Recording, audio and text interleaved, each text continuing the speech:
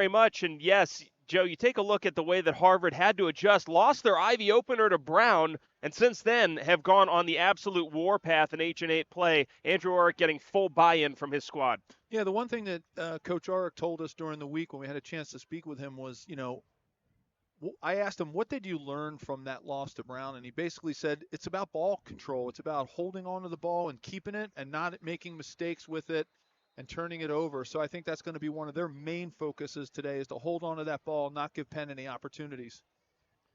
Sam Smith kicks it through the end zone, so we'll get our first look at this Harvard Crimson offense. And we talked about the quarterback change. Charles DePrima, a very productive quarterback for Harvard over the course of his career, but Jaden Craig comes in, and the junior from Montclair, New Jersey, has added a different vertical element to this offense. Yeah, and it's something that Coach Bob Benson, defensive coordinator for Penn, is going to have to, keep an eye on is how they can stop these receivers. What I think he's going to try to do is take advantage of this youngish kind of offensive line.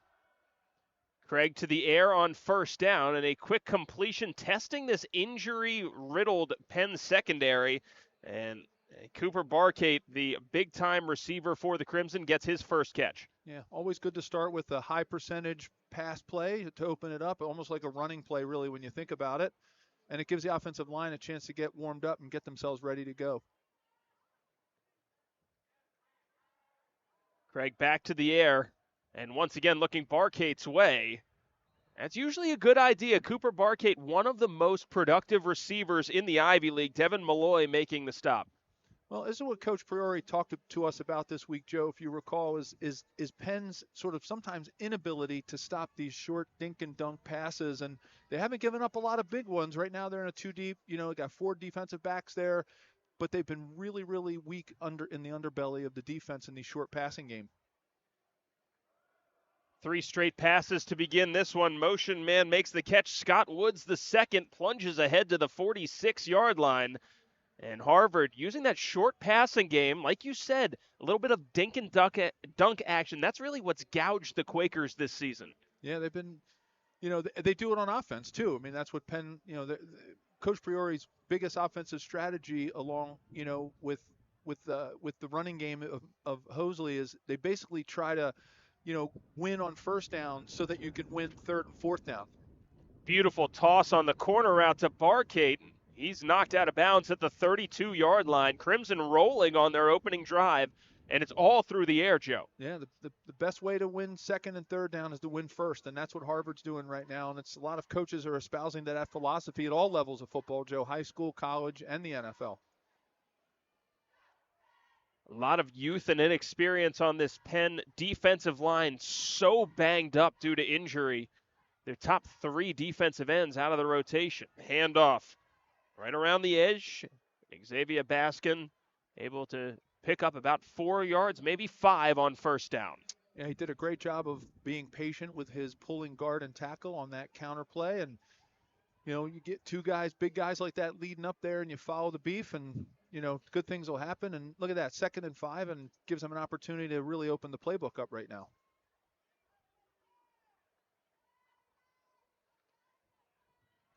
DePrima in a reverse. Woods around the outside, has blockers in front, gets to the outside, and is knocked out of bounds at the 20-yard line. Shiloh Means making the stop to track him down.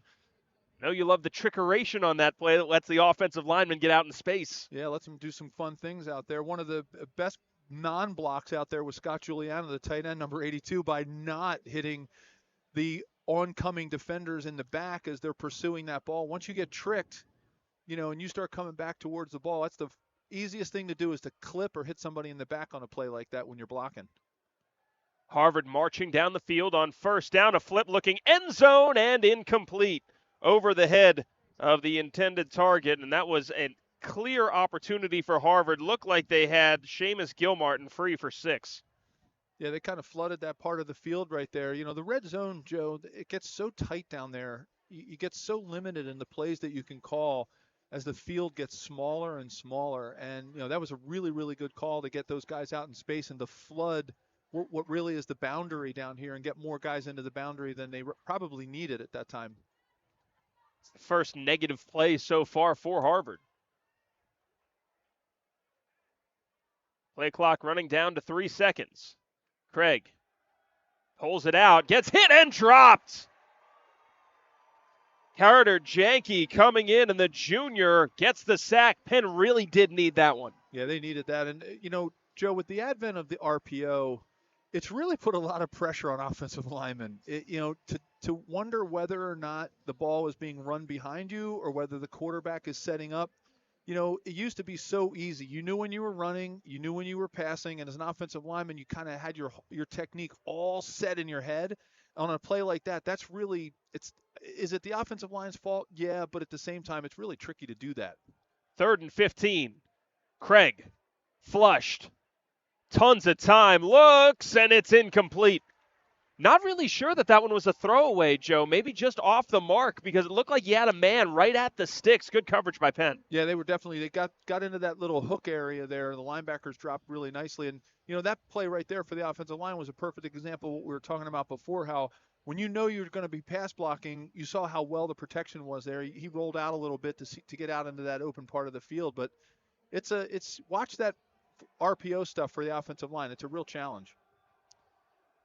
Here in Core on for this 43-yard field goal. Would be a season long, has plenty of leg, and it's wide to the left. He pulled it after an impressive drive. Harvard comes up empty, and it's Penn's offense that will take the field. A big sigh of relief there for the Quakers. That's a Bob Benson bend don't break series right there for the Quakers. That's a philosophy that Coach Benson has lived by here since he's been the defensive coordinator for so long. They'll give people opportunities to get down the field, and then they'll step up and make plays when they need to make them, and that's a really good example of the bend don't break right there. So no damage done. Liam O'Brien takes over where it would have been a touchback. So basically a brand new game for Penn. Handoff to Malachi Hosley, who's followed up on an incredibly impressive freshman campaign, closing in on the first 1,000-yard season for Penn since 2019. Kerrigan Brooks, the last back to eclipse that mark. Yeah, that was a statistic that I found hard to believe as I was reading through, where we were at this point in the season. Can't believe it's been almost 5 years since they've had a 1,000-yard rusher, but there's been a big focus on the passing game for Penn. Aiden Sands been playing since his freshman year. Another handoff for Hosley, gets to the outside. What a special cut that was from Malachi Hosley. Escorted out of bounds by Mitchell Gonzer, but you kind of see the things that make Malachi Hosley special all in one play right there. Yeah, especially that stiff arm. I mean, it's a great way to get some separation between you and a defender as they're trying to go low on you. Get that arm out there and make that move to the outside and buy yourself a little bit of time. Very, very strong young man right there. 3rd down and 2 for Penn. O'Brien surveying this Harvard defense. Owens comes in motion. O'Brien hit and dropped. Snuffed out. Jacob Syke read that the whole way, and out comes the punt unit. 3 and out for Penn. Yeah, Joe, that's really kind of like a blitz right there. That was a product of Harvard being in man-to-man defense and number 94 really just having free reign. And once he saw that his running back was not going to be going out on a direct route, he was able to really, in a way, blitz there, and he timed it just perfectly. That was all a product of them being in a man-to-man scheme on that particular play.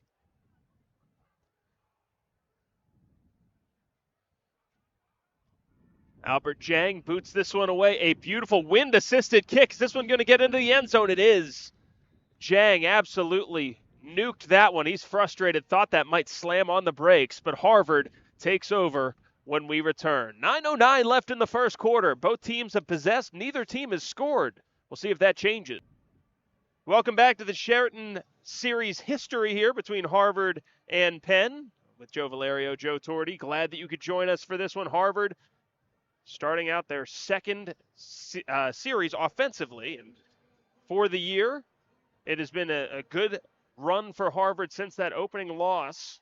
We'll get to the Sheraton Series history in a moment. Handoff straight up the middle to the lone team captain on this Harvard Crimson team, the tailback Shane McLaughlin. And he has been so good in his career, but he sat behind some just unbelievable backs at Harvard earlier on in his career. Well, depth is something that Harvard has never really lacked, Joe. There's a lot of players Yeah. that that want to go up to Boston and Cambridge and put that crimson helmet on. So, it's kind of become a thing at Harvard where if you go there, you're going to be behind some talent at every position. Craig, good protection, rolls, points, good coverage downfield as well. And it is picked off. Interception, Kadari Machin. A flag is down at the 19-yard line, but an unbelievable job for Penn. Now we'll see about this. What do you think, Joe? You're shaking your head. Yeah, it was great coverage out in the flat. I think I don't think that was a bad pass. I think when the ball gets bounced around like that, it has funny ways of bopping around when guys can't get their hands on it and grab it with both hands. People trying to make these one-handed catches all the time. So defensive holding is the call, and that wipes out a huge play for Penn. Yeah, the flag came in a little bit late. I wasn't sure where the holding was. I personally thought it was going to be something after the interception, somebody clipping somebody or getting somebody in the back or doing a low block. Didn't think it was anything in the coverage there. 8:25 to go first quarter. No score. Harvard and Penn after the Quakers' defensive penalty. Crimson set up at their own 32-yard line. Make it the 33. Craig with 3 receivers. And now another flag here. Movement up front. This is going to go against Harvard. Yeah, that was a big break for the Crimson there. on that, there was a lot of bodies over there, Joe, in coverage, and it was hard to see as people were coming out of the backfield and who was grabbing who and who was covering whom. And be interesting to see how Penn can react to that and put the clamps down here after having a bad call, not a bad call, but after having an unfortunate call like that for them. Play action. Craig looking, hits Woods on the corner, Means knocks him out, but a pickup of 13 there. They get it all back and more. Yeah, they really slowed down the defensive rush there with that RPO, and really it was a very long developing fake play action there. So you could really see the hesitation in Penn's youngish defensive line right now, playing without a bunch of their starters. So, that's the kind of stuff Harvard's going to be doing to keep Penn's defensive line from really getting after the quarterback. Joe, as an offensive lineman, knowing that you were going up against somebody who's maybe a little bit inexperienced, how does that change your game plan and how you go about your business? Yeah, for the offensive line themselves, the individual matchups are, where the wins and the losses are, and you always feel good about playing against a younger player who's not as veteran. And I remember one time one of my teammates in Kansas City, John Alt, he came back to the room at the hotel after our morning meetings when we were playing the Giants, and he had this smile on his face, and I hadn't seen him smile in the 2 years that we were roommates. And I said, Altie, why are you smiling? I've never seen you smile in 2 years. He goes, they just scratched Lawrence Taylor. He's not playing. So it definitely means something when you don't get to play, when you don't have to play against a wily veteran, like Paul Jennings. First down and 10 for Harvard after the Shane McLaughlin pickup, as Craig slings it to the sideline. Barkate makes the toe-tapping catch, but is out of bounds. That's incomplete. We'll probably see a little bit of that today. Balls floating up there a little bit with this wind. It's whipping around, Joe. We're feeling it up here sort of on the catwalk, halfway up the stadium. I can only imagine what it's like down in the field trying to throw the ball around in the wind like this. And we're going to probably see some floaters out there, and some timing patterns are going to be a little bit off today. Well, you saw Albert Jang's punt take off way more than he probably anticipated. Second down and 10.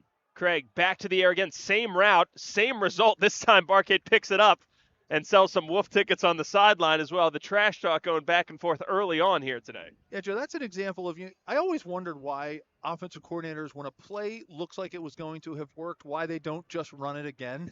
And you know what? Harvard decided to just run it again. And, I thought, for Coach Mickey Fine there, their offensive coordinator, he's probably just looked and said, hey, it worked that time. Let's give it another shot. Charles DePrima into the game on 3rd down and 1. Back to pass. DePrima scrambles, hit, and he's dropped behind the line of scrimmage. Jack Fairman closing in for a loss of 2. Big play by Fairman to drop DePrima. Yeah. Joe, that slow RPO there, that's actually what can happen that's a negative when you're running it for Harvard in this particular case, because the line gets so slowed down and they get so disciplined in their rush if they don't know it's going to be a run or a pass that there was a lot of people waiting for the scramble there, and the quarterback generally doesn't have anywhere to go. Harvard, 4th and 3. Craig rolls right, steps up, he can move, gets a big hit, helicopter hit and a fumble. John Lista got the worst of that as well, but he forced the fumble. Penn recovers, and these two Warriors are a little worse for wear after that. Joe, that was a big hit. When players leave their feet, that's unfortunate. We're going to step aside for a breather. Jaden Craig getting medical attention. Hopefully everyone on the field is okay. We'll update when we return.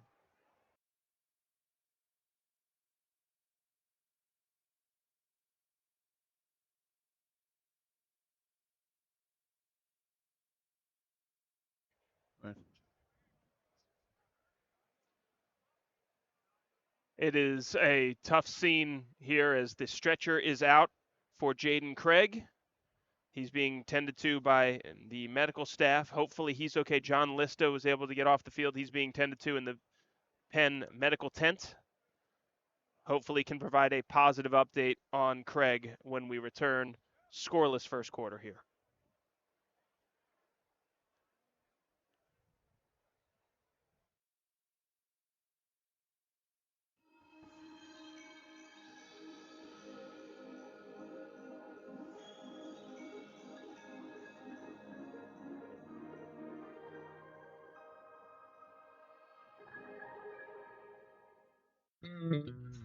At Burger King, we flame grill our burgers. Why? Because that's how it should be done. Hot, juicy, smoky, flame grilled, and made your way. Come experience the flame grilled difference with 2 Whopper Juniors for just $5. Yeah, bro. All right, let's run that again. Geico has fast fair claims 24/7 right on the Geico app. To file a claim, just tap. Just tap right here to upload pictures, customer. Try getting on a first name basis. Sure. Vicky. To track your status, just click.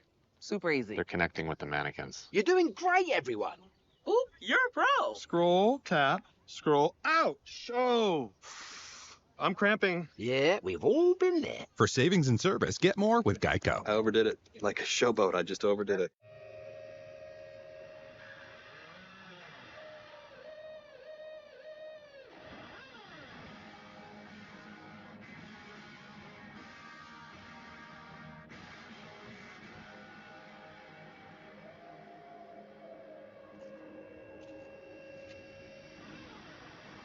In the wilderness, fearless and human. Sauvage, eau forte, the new parfum, Dior. Ready for action, flip it in the bud. We never relax, and outcasts that never last. But I know y'all wanted that 808. Can you feel that BASS? Under my feet, I feel the sky, the morning down. I don't. Love the way you move. Introducing the all-new, reimagined Nissan. Briefly before being urged back down to the stretcher, so that elicited an eruption of cheers. Great to see that Craig was able to do that, to be stretchered off and given some further medical attention, but you don't want to speculate one way or the other. It's hard to not see that as a good sign. Yeah, no, it's a good sign for all that happened and the way that it was originally probably thought of what could have happened there to that young man. It's good to see at least those positive signs. And it was and it was a good hit. I mean, it was a fair hit. I mean, both players kind of left their feet shoulder to shoulder, and I don't think there was anything malicious there. It was just it was a football hit, and that's kind of the risk that players take, Joe, when they play the game. O'Brien picks up 2 there. And Joe, to your point, I'm not saying that any offensive lineman could have stopped what just happened, but as the protectors of the quarterback, how does it change your mindset when your lead guy goes out due to an injury? Oh, yeah. I mean, you've got to now how much more important your position is and how much the teamwork between the offensive line will take to keep those guys, keep those quarterbacks protected. There's nothing they could have done about that particular play. When a quarterback gets scrambling, offensive linemen don't run as fast as quarterbacks, Joe, so they can't get out in front of them all the time. especially not quarterbacks like Liam O'Brien, back-to-back carries here. And visiting with the coaching staff, asking, how'd you get Liam ready to take over for Aiden and have success so quickly? They said, we really looked at what Liam's strengths were, and that's how we're calling the game now. O'Brien, a very athletic quarterback. It's a lot of quarterback power. That's what you're seeing. Yeah, he's a guy that can. Ball's out. Oh. Harvard says that they have it, Harvard's and they got it. do. Wow, 2 quarterback fumbles on 2 consecutive series. Liam O'Brien running that quarterback power, and Harvard scoops it up. Didn't see who came up with it at the bottom of that pile. But either way, the Crimson will send their offense back out onto the field. Yeah, if you watch the last couple of plays, Harvard they were really doing a good job of raking at the ball. Anytime, a player was caught up in a pile, you might as well go for that and try to rake it out of there. And it's something that you can teach and work on that with running backs and receivers and quarterbacks. There are machines that they can run through. There's raking drills, and it looked like Harvard was just kind of that particular series wanted to get that ball back bad. And they were doing a lot of that raking technique. Paid off here, 1st down and 10 for the Crimson. Charles DePrima into the game, and now a whistle. Timeout called by Penn as Ray Priori saw something that he didn't like, was not in good position. Now, what a luxury for Harvard to have Charles DePrima to be able to come in and step in as the starting quarterback. He's done that for his entire career before this year for the Crimson. Yeah, I mean, it's really on the reverse of that. On the flip side, it's really Liam O'Brien filling in for Aiden Sayan. There's like 2 mirror images here with their quarterback situation. Kind of a little less of the 2-headed quarterback this year for Penn than they had done in the past with Liam and Aiden, but very mirror image right now on what's happening at the quarterback position for these 2 teams. And as some would say, Joe, even though as an offensive lineman we always thought we were pretty important, the quarterback is the most important position out there on the field when it comes to leadership and it comes to running your offense and scoring points. And we talked about Harvard turning their season around after the early loss to Brown. A lot of people pegged this Penn team as kind of dead in the water after their 0-2 Ivy League start. Since then, they've been able to stack their wins, winning on the road as well. So this is a big game for them, still in Ivy League title contention, just like Harvard. Yeah, that's the one thing about the Ivy League, Joe. No one's ever really out of it. I mean, of course, there's some math there that you can do, but Penn's still in this thing if a couple of good things happen for them. DePrima flushed. Here comes the heat, gets to the outside, and that's what DePrima's done so well, escaping the pocket for Harvard, turning what should have been a negative play into a 5-yard pickup. Yeah, it's always a challenge for young offensive lines. This Harvard offensive line only has 2 returning starters, and when you haven't played a lot of snaps, and as Coach Arick had told us, their left tackle, Spencer Doan, had actually never taken a snap in a varsity game before this season. And, to try to figure out where your quarterback is always a challenge. Handoff, and this time nothing there. Kadari Machin busting that play up in the backfield. 2-yard loss there. Machin's been such a tackling machine for Penn this year, Joe. Yeah, they have just had a fantastic time, developing these linebackers. I mean, it's almost like becoming, their defensive strength over the course of the last, almost decade now. When you look at the linebackers that have come through the Penn defense, and they've really taken a lot of pride in it, and I think it's been a real point of emphasis for Coach Benson and coaching these guys up. 3rd down and 7. DePrima steps up, has space, gets tripped up at midfield, or else that could have been a 1st down. Just a 1-yard pickup for Charles DePrima, and out comes the punt team. Yeah, a little bit of a different mentality right now. This was 4-down territory for Harvard 2 series ago, and now they're gonna punt. I think it's just an opportunity to give DePrima a chance to get settled down and not put him into that 4th down pressure that you don't want to put a quarterback into this early in the game. Sebastian Tasco boots this one away. It is a driving punt. Back to the 5. Stokes drops it, picks it back up, and somehow fights his way back to the 10. No explanation for how the 5'7" Julian Stokes should have made it 5 more yards on that, but he did. Yeah, what a difference, punt returning has been over the course of the last, we'll call it 5 years in college football and in the NFL, especially with the skill set of these punters. Joe, 5-10 years ago, you never touch the ball inside the 10-yard line as a returner. You always put your heels on the 10. If it went over your head, you let it go, and you kind of thought 80, 90% of the time it's going to go in the end zone. That ball, if he lets that ball hit, it's going to spike in the ground, and they're going to have the ball on the 4-yard line. So, that's actually a really gutsy play and a smart play by Stokes. Hand off to Hosley. Hosley lowers the shoulder, lowers the boom, and ho-hum, a 4-yard pickup. Well, I think Penn, with this defense, Penn's going to have to play boring football, right? I think that's how they're going to have – if they want to win this game, it's got to be ho-hum. They've got to grind it out, win on first down, win on second down, put yourself into third and manageable, and I think that's the way Penn comes out of here, with a victory against this vaunted, Harvard-ranked team. Hosley around the left side.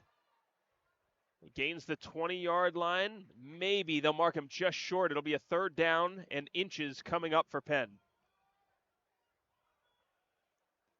And this will be an interesting call. Do you, with Liam, as well as he's throwing the ball right now, do you do a high percentage pass, try to get it, or you just grind it out and try to get that yard, maybe a half, 3/4 of a yard? You try to pound it down the middle, but it looks like they're spreading things out here with 3 wide receivers into the field, nobody into the boundary. So it's telling me it's either going to be some kind of a screen or some kind of a run. They've got numbers on this side, but O'Brien will just take it himself.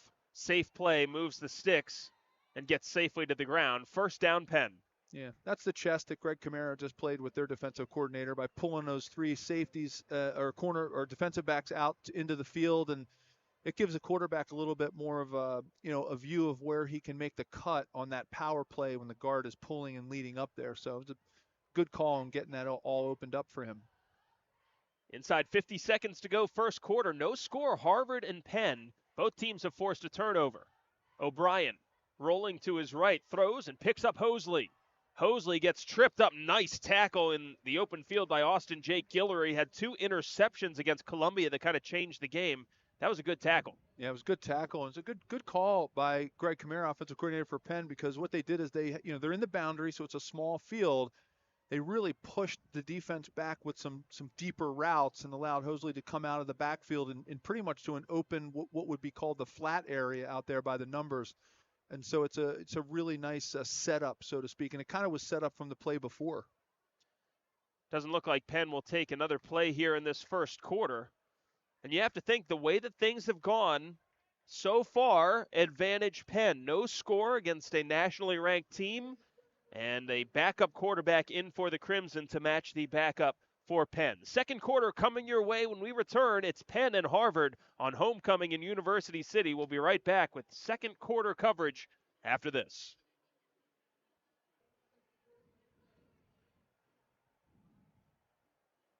Back inside historic Franklin Field, along with Joe Valerio and Corey Nido. Joe Torti here with you. Scoreless game, Penn and Harvard. It's homecoming here for Penn, as they go back to the offense here. 1st down and 10 from their own 31. Liam O'Brien over the middle. Complete to BZ Owens at the 40-yard line. And he lowers his shoulder to the 41. He got as far as he needed for the 1st down. It was a nice use of the umpire there by BZ Owens. I think he kind of used him as a little bit of a shield right there. And they are part of the field. So at one point I thought Liam O'Brien was throwing it to the umpire, but boy, Joe, this game has really happened between the 30s, hasn't it? I mean, it seems like we've had a great view up here of this game between the 30s. Absolutely. O'Brien, play action counter. Not sure if that was supposed to be like that, but O'Brien gets the 1st down anyway. Joe, you're probably going to see that in somebody's playbook at some point. Call it like the quarterback bounce play. Like he dribbled it. It was almost like he dribbled it and then pivoted to the baseline. I was like, I know we got some basketball players on this Penn team, but that was taking it to a new level. That was actually really heads-up play by him to have the wherewithal to spin out of that. Well, it's no wonder. Liam O'Brien, the lacrosse player in a past life, that was just a ground ball that he had to scoop up. Handoff. Great seal for Hosley. Beautiful blocking up front. And Hosley makes it all the way down to the 36. Yeah, Joe, I've loved the development of that play over the course of the last decade where it's almost like a trap play to what would be the direction side of the play, but the cutback is there based on that, based on that blocking scheme. So that play looked like it was going to go to the right because of the trap blocking that was happening over there, but the play actually is designed to go back to the left against the grain of the defense.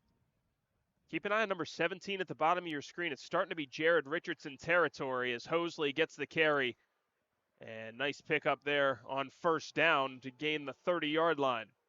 Another tight end trap play there, which, again, Greg Kamara did what their offensive coordinator did a few plays ago where, hey, if something's working, let's keep going with it. And what trap plays do, Joe, is they cut the defense.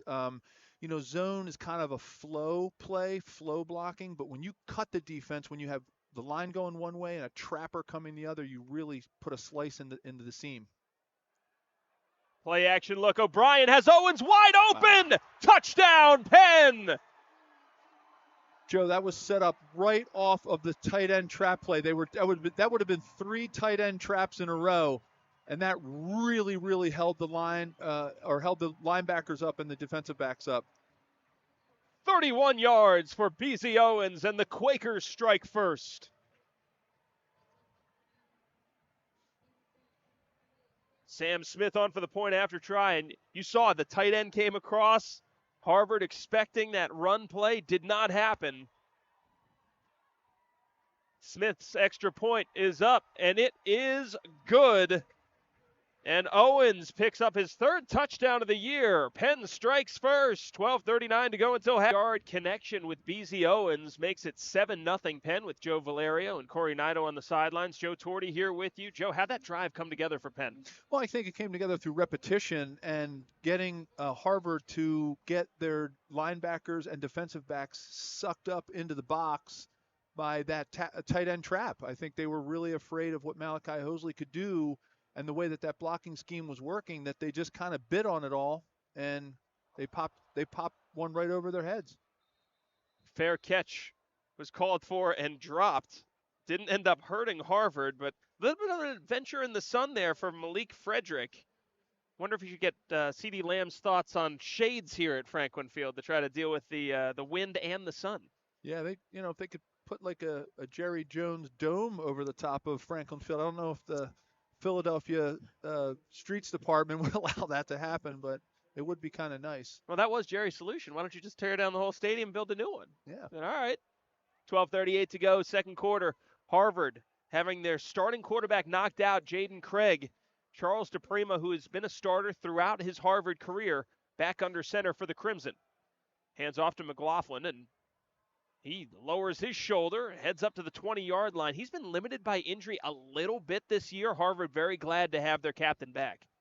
Yeah, I think, Coach Arick had mentioned to us when we were talking about it, they've had a relatively injury-free season this year, and, look what happens. You come down to Franklin Field and you start getting plagued with injuries. It's a tough game for that to last, 10 games and to keep everybody healthy. You get all these little dings here and there. You see it with Penn's defense right now. They're playing with almost a skeleton crew at some positions.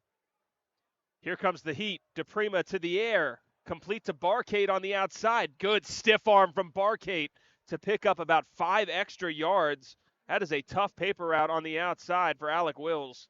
Yeah, that's a veteran move by Charles DePrima, the quarterback, by hanging in there and knowing where the protection was. With that blitz coming up the middle, he knew he had his running back there to cut that down and give him a little bit more time to take advantage of the man-to-man defense that Penn was in because of the extra pressure that they were bringing. On the season, DePrima just 5 of 7 through the air.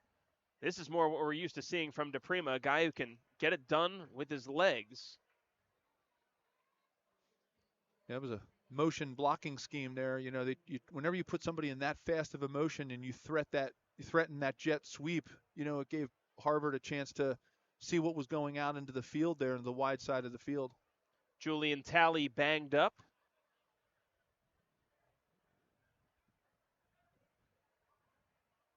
Step aside for a breather. Talley, the senior, helped up to his feet.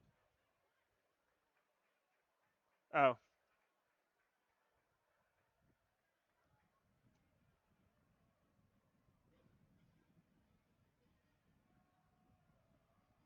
Okay. There for a banged up Penn secondary. Joe Valerio, Joe Torti here with you. Harvard looking to answer a 31-yard touchdown toss from Liam O'Brien to Beezy Owens. Charles DePrima in the game. Play action to the air.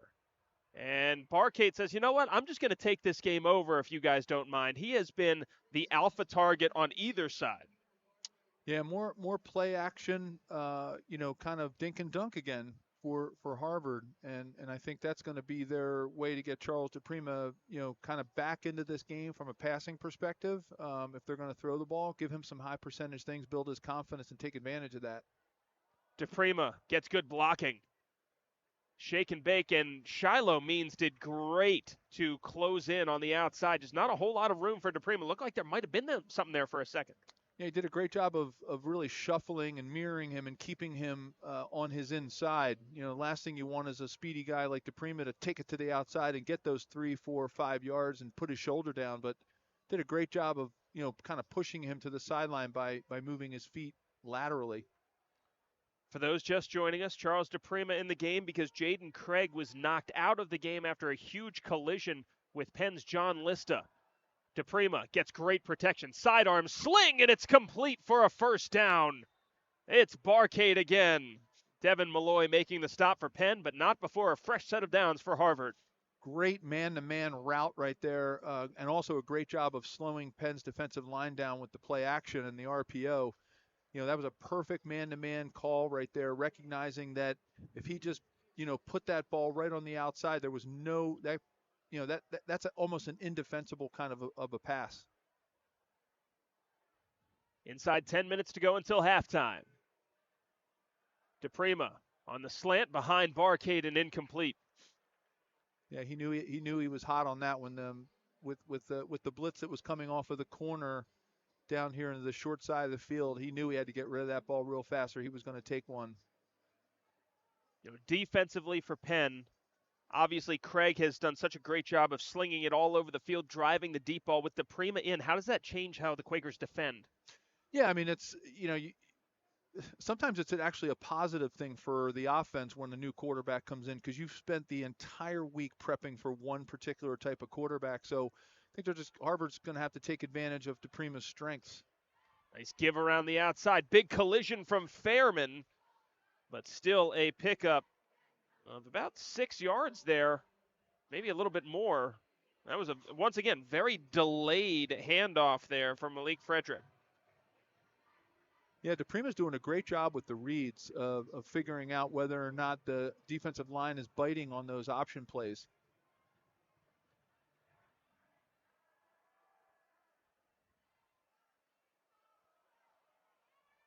DePrima hit after a pickup of one there, and the discipline of this Penn defensive line continuing to show itself. Sam Carlson, the senior defensive end from Bozeman, Montana, making that stop. Yeah, there was no option there, Joe. That was straight QB power. He just, that was student body right, and he followed all the guys in front of him and did a good job of just, putting his shoulder down and getting that first down to give him another chance to move the sticks and open the playbook back up. Yeah, Harvard got exactly what they needed.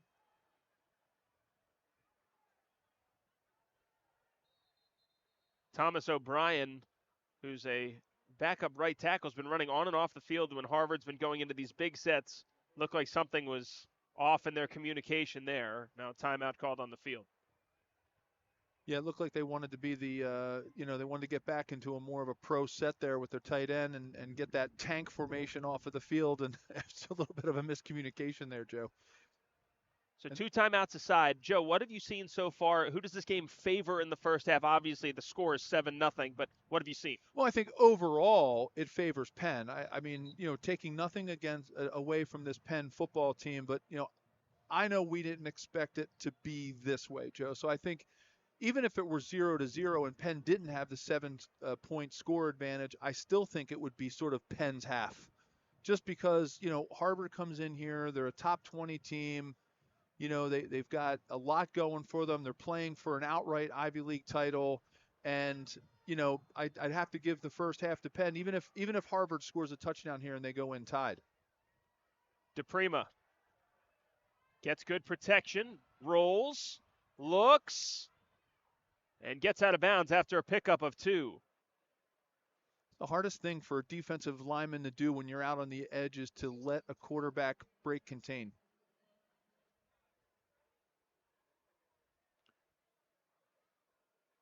Second down and 10. And we get an awesome update on the sideline that Jaden Craig is back on the sideline. That's a great sign, Joe. Great sign for that young man and for the Harvard football team.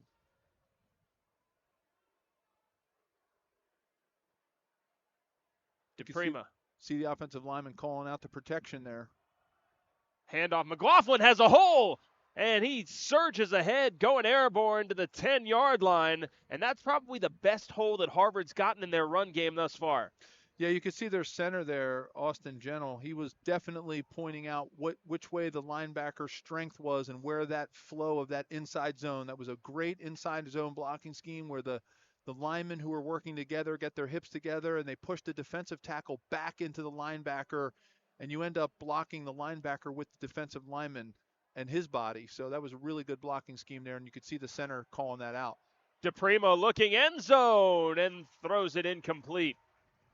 Good coverage on the play by Wills. Yeah, interesting technique there with the wide receiver at the very end. You see him shuck back into the coverage to see if he could pick up that interference a little bit.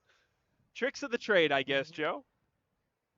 McLaughlin's big run sets them up at the 10. Now it's second down and 10. Yeah, when you know a ball's kind of uncatchable like that, you might as well take a shot, right? See if you can get that interference call.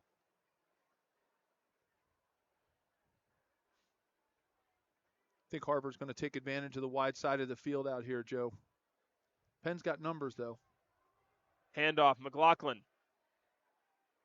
Not a whole lot of room, but keeps the feet moving and down to the 5-yard line. Nice pickup, but it didn't look like there was a whole lot there. Yeah, they definitely were. Penn was outnumbered, though, because they pulled out 3 guys to cover 2 out here into the wide side of the field. And I guess, maybe they audibled back into that short side of the field because he realized that they did have more numbers. Even though it was really crowded in there, they definitely had numbers, Harvard did.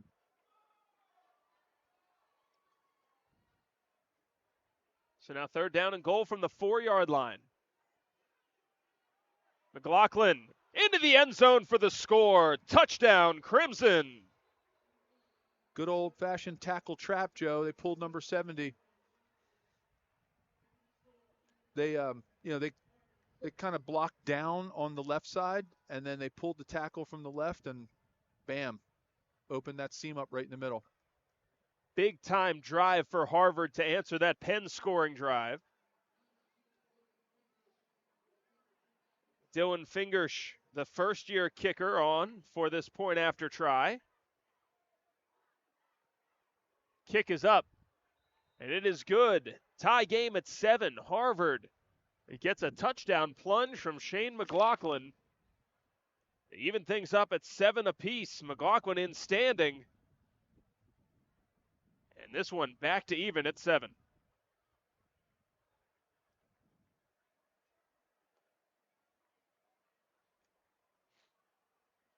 Yeah, a lot of field here at Franklin Field in Philadelphia with Joe Valerio. Joe Torti here with you. Corey Nido on the sidelines. And Joe, what did you make of that Harvard drive, marching down the field and scoring to even things up at 7?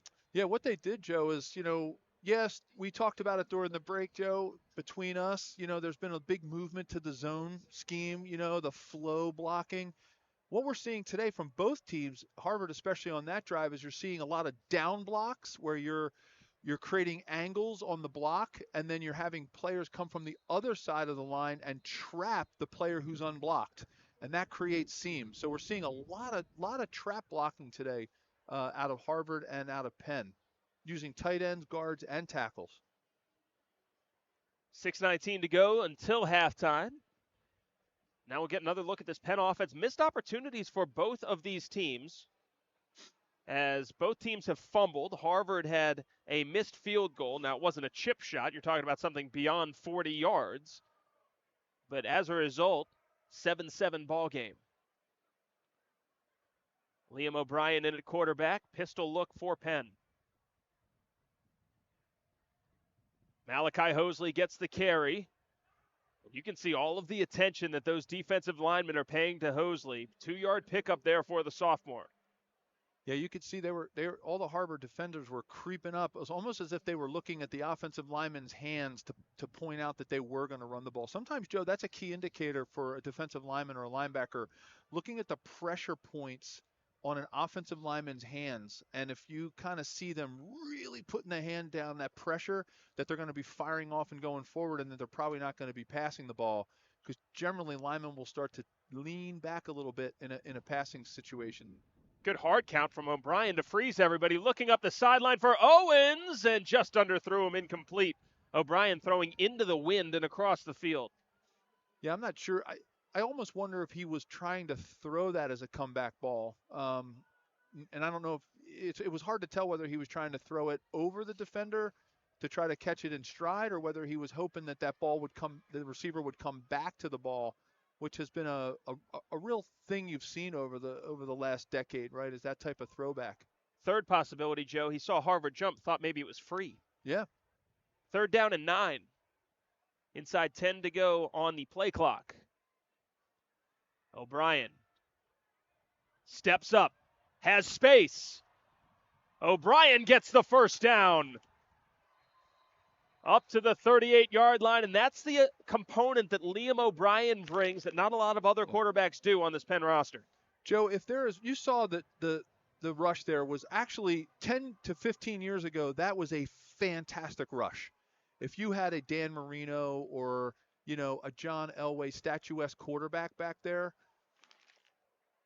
you definitely, that was a good rush. Today, you have to be so much more disciplined in your rush, because these quarterbacks are like running backs half the time, and they can find those seams. And if you're not disciplined and you don't create a nice wall up there, man, quarterbacks can have a field day. Now, it's so interesting, Joe, as we watch O'Brien take over. Even before he had taken over the starting job with Sayan's injury, Ray Priori sang his praises just about every single week as Stokes makes the catch on the outside. On 2nd and 4, no gain.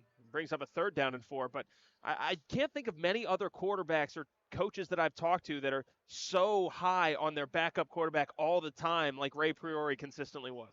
Yeah, you got to have a great backup quarterback for a lot of reasons. A lot of times they're the ones running the scout team, emulating the other team's quarterback.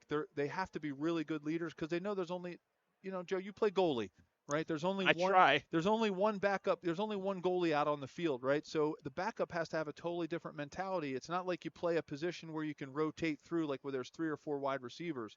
There's one guy, and your backup quarterback is key to that.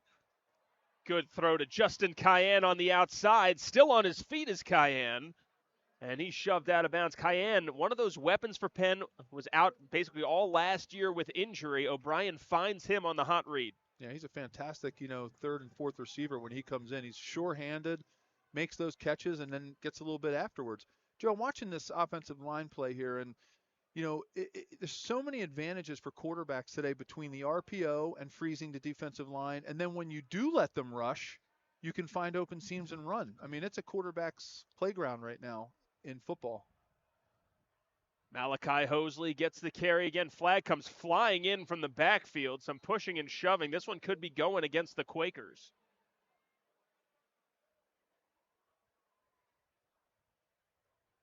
Yeah, I had my eyes on that quick pass up at the top, and I didn't get to see the kerfuffle that was going on down there. It looked like somebody got held up and got pulled down to the ground.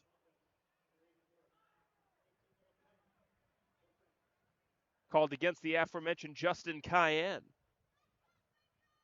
It's a physical game out there on the edge. These receivers and defensive backs are getting so much bigger these days, and you get into this, what they call press man, where, you get up right on your receiver and you try to really give it to that receiver before he gets out into his route, because you got to negate their speed, and you don't want them to have, free reign of the field. And, it gets a little hairy out there for offensive wide receivers in what would be offensive pass interference and trying to beat those defensive backs off the ball.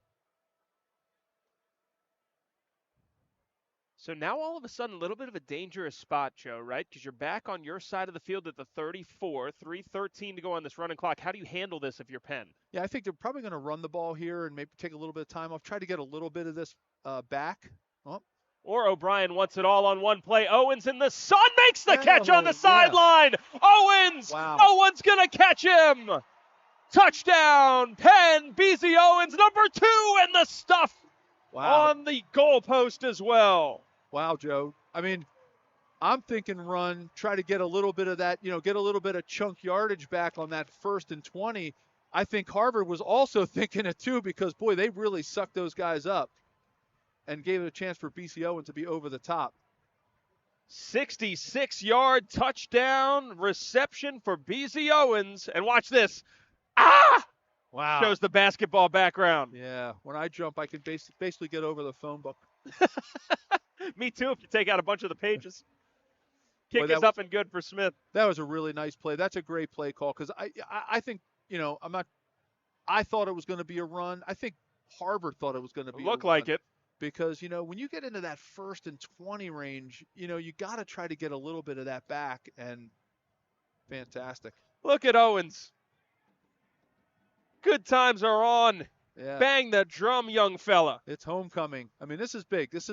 Nobody wants to come into a place like Penn on homecoming, right? I mean, this is a really good football team, and you're coming in on homecoming. Everybody's jazzed up. You're looking in the end zone, and there's alums everywhere. This is going to be a challenge for Harvard, and Coach Arick told us that. He knew it. He did not have any misconceptions, Joe, that this was not going to be a rough go here in West Philadelphia. And you saw number 9 in red dapping everybody up. That's Aiden Sayin, the starting quarterback, not in this game due to an injury suffered a couple games ago. And he's still involved here, and he's counseling with Liam O'Brien, asking him what he's seeing. Saw everything going right on the sidelines for Penn. What an answer for the Quakers, by the way, after the personal foul penalty. Yeah, I mean, it's, you get in the 1st and 20 like that, and, you're trying to score before the half, and you don't want to give Harvard too much time to do something with here. But, hey, you always want to take the points. Now, Harvard has 2 timeouts here inside 3 minutes to go. They also have the 2-minute timeout. How aggressive do you expect to see the Crimson be?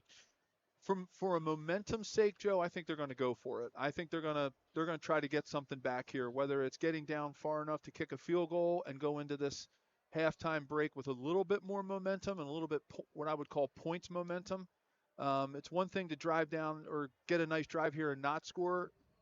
I think the best thing for Harvard right now would be for them to put some points on the board, and they're going to be going for it right here. Penn talked about the importance of winning the coin toss in our calls with them earlier.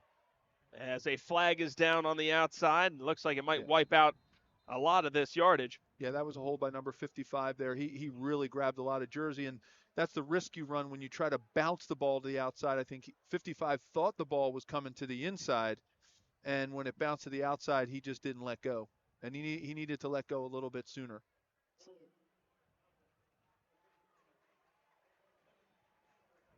That's a youthful mistake there by Derek Osman. I mean, you just have to know when to let go.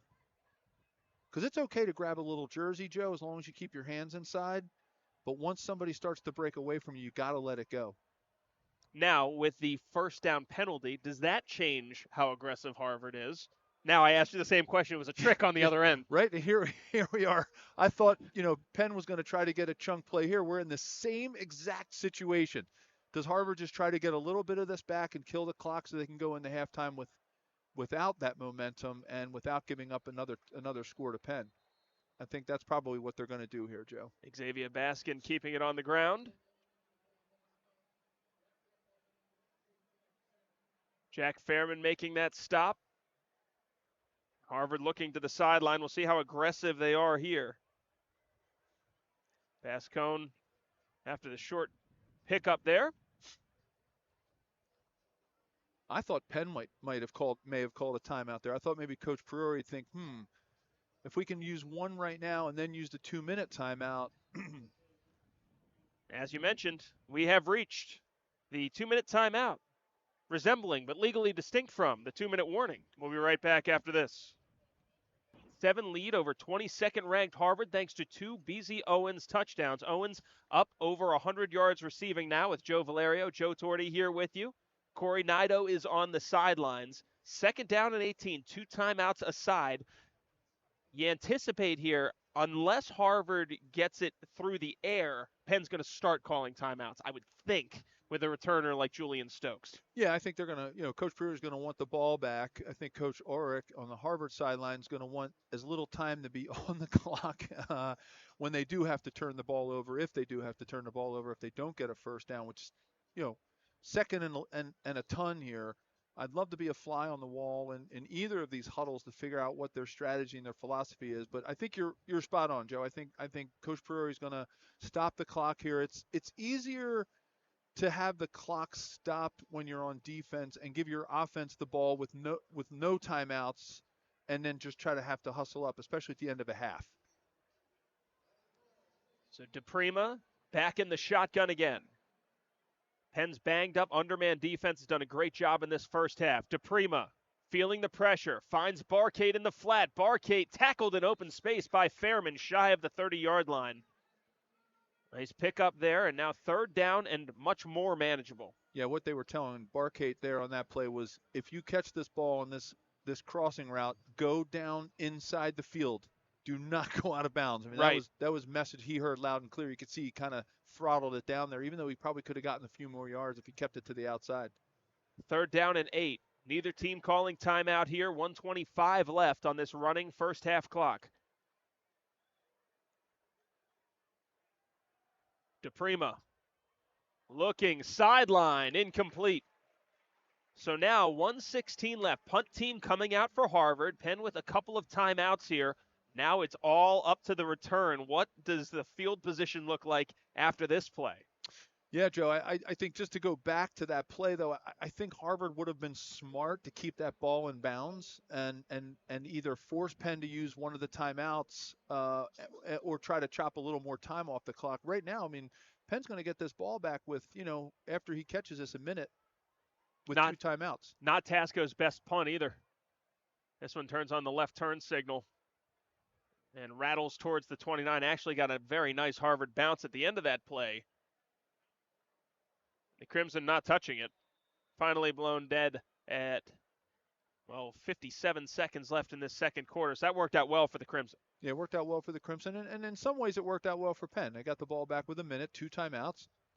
Not the best of field position to be taking a shot. I mean, you don't want to turn it over here with a short interception and give Harvard a short field with their 2 timeouts. So I would imagine if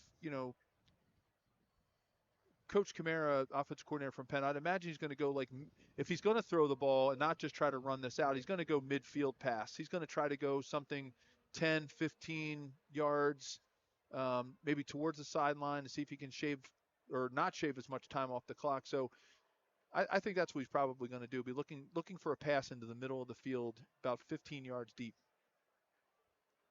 O'Brien looks, flips it. Hosley, one-handed catch. And he's dropped quickly after a short pickup there. Yeah, the middle of the field was well covered. There really wasn't anywhere for Liam O'Brien to go on that mid-range pass, so he kind of had to dump it and do a little outlet there. 35 seconds left, and it looks like Ray Priori and Penn kind of content to maybe get one more play and get out of this half. They do have the option to receive in the third quarter. Yeah, smart move for Penn. They're ahead. They've got the momentum. They're going to be getting the ball. No sense doing something silly here and creating a pick six environment or something where Harvard could get a field goal.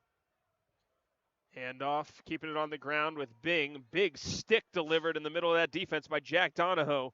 The sophomore safety lays the boom, and that's how this first half wraps up. Penn leading Harvard 14-7. Step aside for a breather. After a word from Ray Priori standing by with Corey Nido. And really, for both of these teams, for long stretches, Joe, offense hard to come by. Through the air, Harvard's been really having a lot of success with that short passing game. Yeah, they've been those 173 yards of passing there. You could attribute a little bit of that to run, right? I mean, they only have 12 yards actually rushing on handoffs, but of that 173, a lot of them are very high percentage pass plays that are more like runs. So the turnovers there. Harvard has put the ball on the ground. Penn also has put the ball on the ground. An interception wiped off. Kadari Machin thought that he had one. And the other number 2, Liam O'Brien, getting it done through the air. We were wondering, what's he going to do for an encore performance after 6 passing touchdowns? Another one on the ground. This one, even in a low-scoring first half, still making his mark. Yeah, he needs to, when you have a big game like that where you throw for 6 TDs, 340 plus yards, you run for a touchdown, and you're just an offensive machine, you got to get back to playing a little bit of boring football. That's how you beat teams like Harvard. You play boring football. You keep their offense off the field. You grind it out. You win the time of possessions. You limit the turnovers. And that's how you beat a nationally ranked team. I think one of the things Coach Arik from Harvard told us, during the week was turnovers, right? I mean, his turnovers just seemed to come at a little bit of a worse time than Penn's turnovers did, in which it kind of led to points. So Harvard's gonna have to hold on to the ball. If they give Penn any more opportunities by turning the ball over, it could turn south for Harvard pretty quick. Harvard trailing Penn 14-7. There's BZ Owens feeling good, staying loose on the sideline. And, as we were visiting with Ray Priori earlier this week, he was talking to us about Penn's offensive philosophy. And I got to say, not calling Ray deceitful in any way, but he kind of sold us a little bit that, it's going to be, the old single wing, and it's going to be just ground and pound. And, by the way, Liam O'Brien's also going to uncork 2 really long touchdown passes as well. That didn't really make it into the scouting report during our meeting. No, definitely. Well, what we're seeing, Joe, is we're seeing, again, not to beat this up too much, but we're seeing a lot of what is looking like what is going to be running plays, and they're turning them into passing plays because they know that Harvard's defense has to respect Malachi Hosley. They've got to respect his ability to find holes and get into seams and get extra yards after he gets hit the first time. And I think that's forcing a lot of guys up in the box, and it's allowing Penn to get some deep things. I think one of the big surprising things is that we haven't seen Jared Richardson yet, Joe. That's really surprising, especially coming off of 200-yard plus games. He's their star, kind of marquee receiver, and Harvard must be bracketing him, and we'll have to take a look at that in the second half. 0 targets as well for Jared Richardson. It's been Damian Henderson, the sophomore defensive back, who's really drawn a lot of that coverage for Richardson. Driving kick. Stokes not going to have a chance here, so Penn will start on the 25-yard line. What do you expect this drive to look like here, Joe Valerio? I expect Penn to continue to do the same thing, Joe. I think they're gonna look to run the ball, try to get the respect of Harvard's linebackers and defensive backs to come up and play the run. They're going to throw a little bit more play action in there. They're going to do some high percentage passes to the outside that are going to be more like running plays than passing plays. And I think Penn is going to try to play what looks to Harvard as boring football, and then they're going to try to expose something when Harvard overcommits. So number 17 at the bottom of your screen, that's Jared Richardson, one of the absolute best receivers in FCS. Dating back to his first starts last year as a sophomore, was a targets machine for Aiden Say, and a guy who can get it done at all levels of the field. But, like you were just saying, Joe, not a part of the game plan just yet in terms of catching the ball. Yeah, and he's down here, one-on-one on Damian Henderson. So we might see him kind of pop open there if they continue to keep him in single coverage. Man, look at those cuts from Hosley. He's still going. Hosley in the open field, turns on the Jets, and wrestled down at the 15-yard line by Damian Henderson.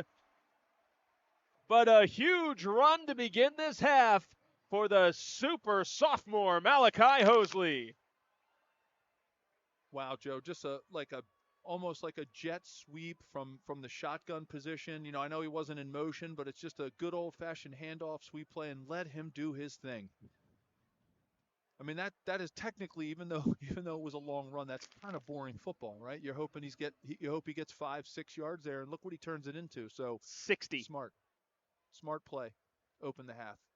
Empty look, Cayenne in motion. O'Brien Looking end zone for Richardson, makes the catch.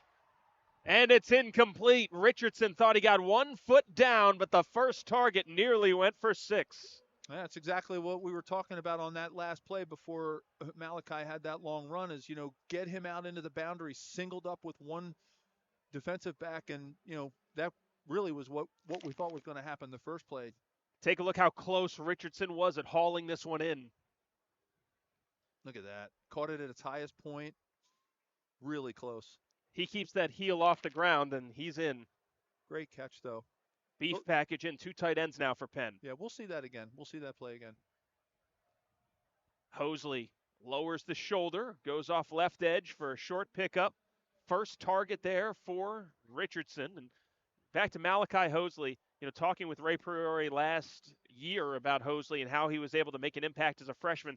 Ray told us this is a guy who, after he's done whatever his long football career is going to be, he's going to run a company one day. He's a CEO type guy who's just all over the details, asks the right questions, could not say enough about his tailback. Yeah, he's he's definitely a leader. Even as when he was young, he's been a leader of this team in the locker room and often on and off the field. 3rd down and 7. O'Brien, long look, picking his spot. Look at the toughness from Liam O'Brien to move the chains. Man, Harvard looked like they had that completely bottled up, but that is a first down, Penn. Yeah, that was amazing patience by Liam O'Brien. I mean, that's running back type patience that you see right there. He waited for the tight end to pull around. He waited for everything to happen and develop, and he didn't rush it. The worst thing he could have done there was rush that play, and it's really easy to do when you're out there on the field and people are flying at you to rush it. 3 tight ends on the field now for Penn. Stokes in motion. O'Brien running the option. And that's a good read by Harvard. Yeah, Harvard played that well. The pitch option wasn't there. Liam saw the color, the white jersey out there, and if he pitched that ball, probably would have been a 2 to 3 yard loss, and that was smart for him to just take it up, eat what he could get, and move on to the next play. Brandon Svets, great discipline for the Crimson to make that stop. 2nd down and goal from the 6-yard line. 3 tight ends once again for Penn. Stokes in motion. O'Brien keeps it, looks end zone, and a touchdown catch is made, or is it? Yes, sir! It's Mike Ferraccio on Senior Day. Yeah, and I saw his family when I was out in the parking lot here at homecoming. There was a nice family taking a picture, and his sister, Mike's sister, was taking a picture. And I said, hey, do you want me to take a picture to get all the family in there? She was taking a selfie. And she said, oh, my brother Mike's the tight end. I said, well, I can't wait to watch him today. I'll be calling the game on ESPN. So how appropriate was that?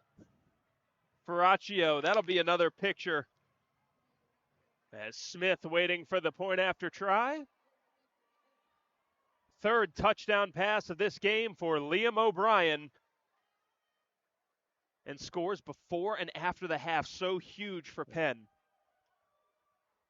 Great use of motion by Greg Kamara, offensive coordinator. Smith's up, and it is good. Now Penn up by 2 touchdowns. That man collecting the accolades, Liam O'Brien, with 3 touchdown tosses. Mike Ferraccio wrestling and holding on to the ball. Penn, first career touchdown. Senior tight end delighting the crowd here on Senior Day. And now Harvard forced to respond here.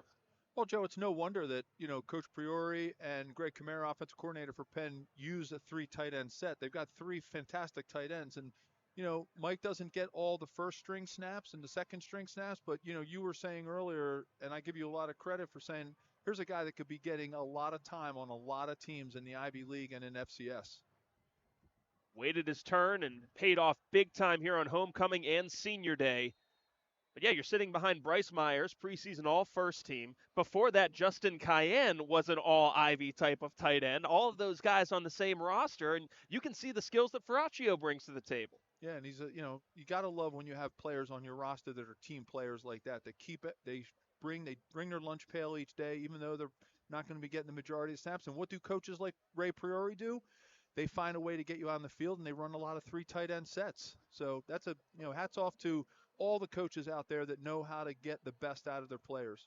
Charles DePrima into the game. If you're just joining us, Jaden Craig started this game, collided with John Liston near midfield, was stretchered off. Looks like he's okay, but not back into this game. Cooper Barkate making another catch, and Barkate just continues to vacuum up the volume from DePrima. Yeah, they throw some nice, high percentage passes right there. You wonder what goes through the minds of an offense coordinator when you're down by 14 points. How much of this do I need to get back right now? Especially with the momentum that Penn has going in the run game. If they can eat some clock up when they get the ball next, you hope that offensive coordinators don't start to panic. Hand off to McLaughlin, and a stuff there by Carter Janke. Defensive tackles had a strong game for Penn. Yeah, they've really been plugging up the middle against this young Harvard offensive line. Coach Auric had mentioned that, that was probably his biggest challenge coming into this season was a young, inexperienced offensive line with only 2 returning starters. Always been a strength of Harvard is having big, physical, veteran offensive lines. 3rd down and 1 from the Harvard 34-yard line. Big play early in this second half. DePrima keeps it on the ground through contact and is able to move the sticks. 1st down Harvard, and DePrima, that's kind of what we're used to seeing from him, and this is not what you want to see. Travis McFarling down in a heap for Penn as DePrima moving the chains. You saw McFarland a little banged up there, and you can see him go down at the end of this play, kind of favoring that right arm. Step aside for a breather. Hopefully McFarling's okay. Penn up by 2 touchdowns over Harvard. Go back to the 70s to get that length of hair. Harvard back to the ground here. Cooper Barkate leading the way, 9 catches, 102 yards. But Harvard score is hard to come by here. McLaughlin, 8 rushes, 40 yards, and the touchdown. But Liam O'Brien, very efficient, 8 of 10, 127 yards, 3 touchdowns. That's the story of this game. Yeah, he's getting the production out of Hosley he needs, and, he's making it happen right now. DePrima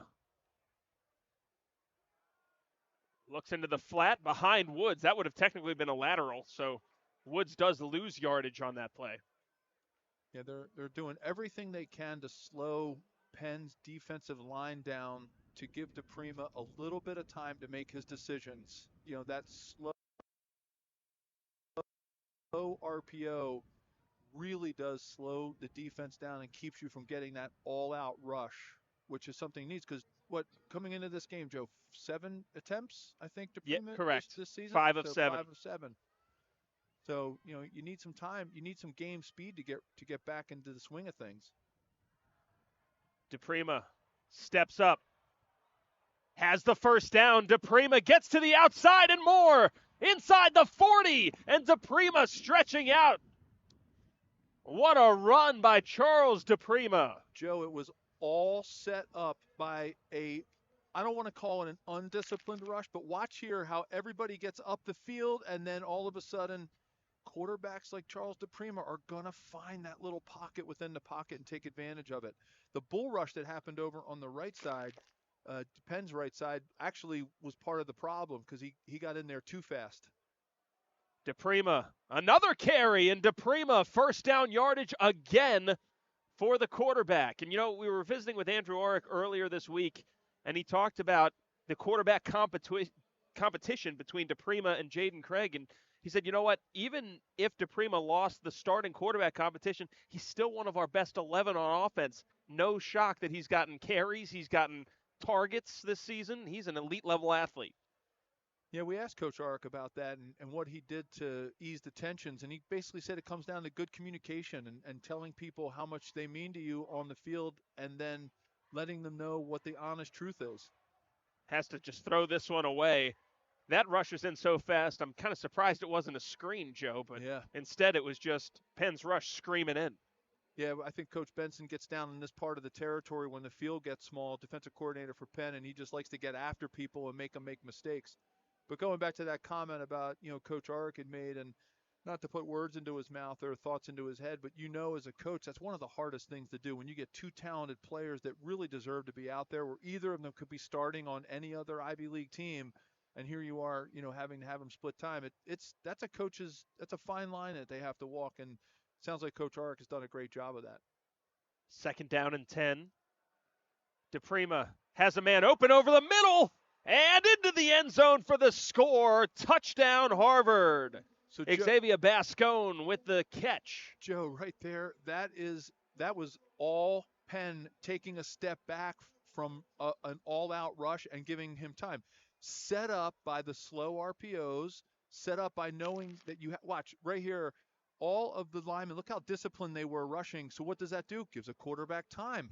It's such a give and take, right? There's such a chess game. DePrima 7 for 11 through the air. 78 yards in the touchdown. Extra point is up, and it is good. So Harvard cuts Penn's lead to just a single touchdown.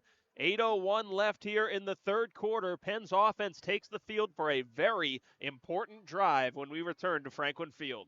Again, I know I've been beating this point up, but it's such a fine line for a defensive coordinator to say, am I going to mush rush and not allow those seams for a running quarterback to use his legs and get out into the open field, or am I going to go after him, make him make mistakes, and then he runs on you? Like, it's such a fine line that defensive coordinators are. I think probably time for Coach Benson to start bringing some pressure and see if he can make DePrima make a mistake.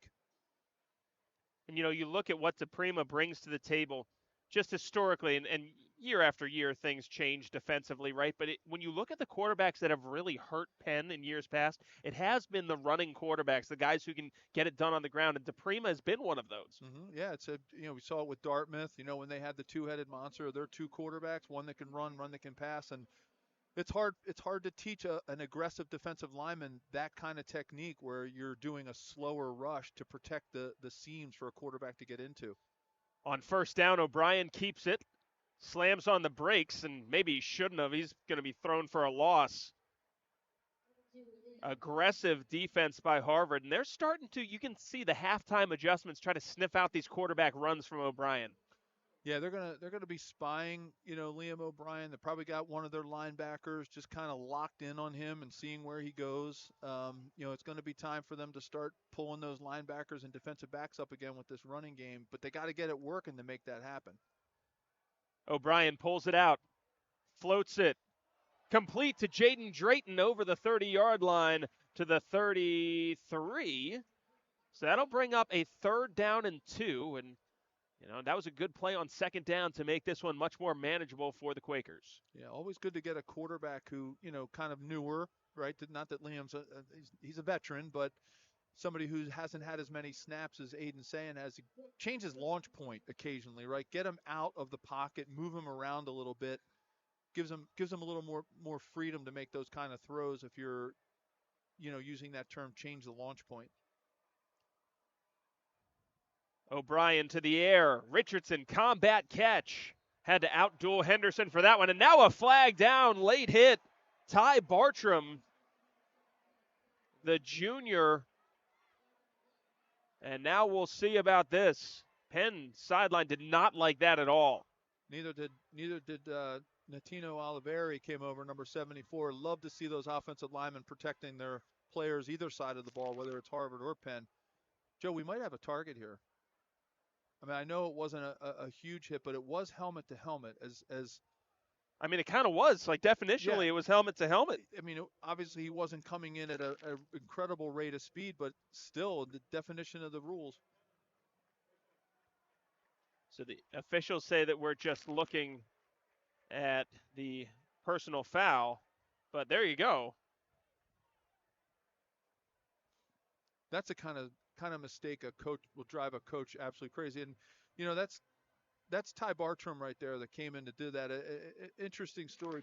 I was a teammate of his dad, Mike Bartram, who was a long snapper for the Chiefs and with the Eagles here in Philadelphia for many years. Mike's a dear friend, and I got a chance to catch up with his wife, Jennifer. So Owens deep overthrow from O'Brien, nearly a big third connection. Yeah, definitely out of character for Ty. That play for sure. Brings up a 2nd down and 10. Penn on the Harvard side of the field. Quakers have led the whole way in this one. Harvard ranked 22nd, and Penn with their 2-3 Ivy League record. So much of the outside noise is you don't belong on the field with these guys. These guys are so much better than you. And Ray Priori said that it kind of fueled them in practice this week. Yeah, I mean, that's what, it's got to do to motivate your team and let them know that, look, this Penn football team they're a couple of plays away from being, 6-2, right? 7-1. All of the Ivy League is like that, Joe. O'Brien, pickup of 4 there, once again on that delayed quarterback run. Sets up a 3rd down and medium. Where do you expect Penn to go here? Because it kind of feels like this is 4-down territory, this part of the field. Yeah, I think it'd be 4-down territory. I think if they can get a chunk here, if they can make it 4th and 2, 4th and 3, get the ball near the 40-yard line. I think if they had to go 4th and 6, if they don't get anything on this, Joe, I'm not sure. They might want to punt it away and let their defense do some work. O'Brien rolling, looking for Richardson, makes the catch. Nearly, he dropped it. So sure-handed. Jared Richardson was thinking about so much more than first down there, and now out comes the punt team. Yeah, Joe, I think he was thinking about where he was in relation to the sticks. I think he knew that he didn't have the first down when he caught it, and his first thought was get the ball, now put my shoulder down and get going, and that can just throw your whole momentum off as a receiver.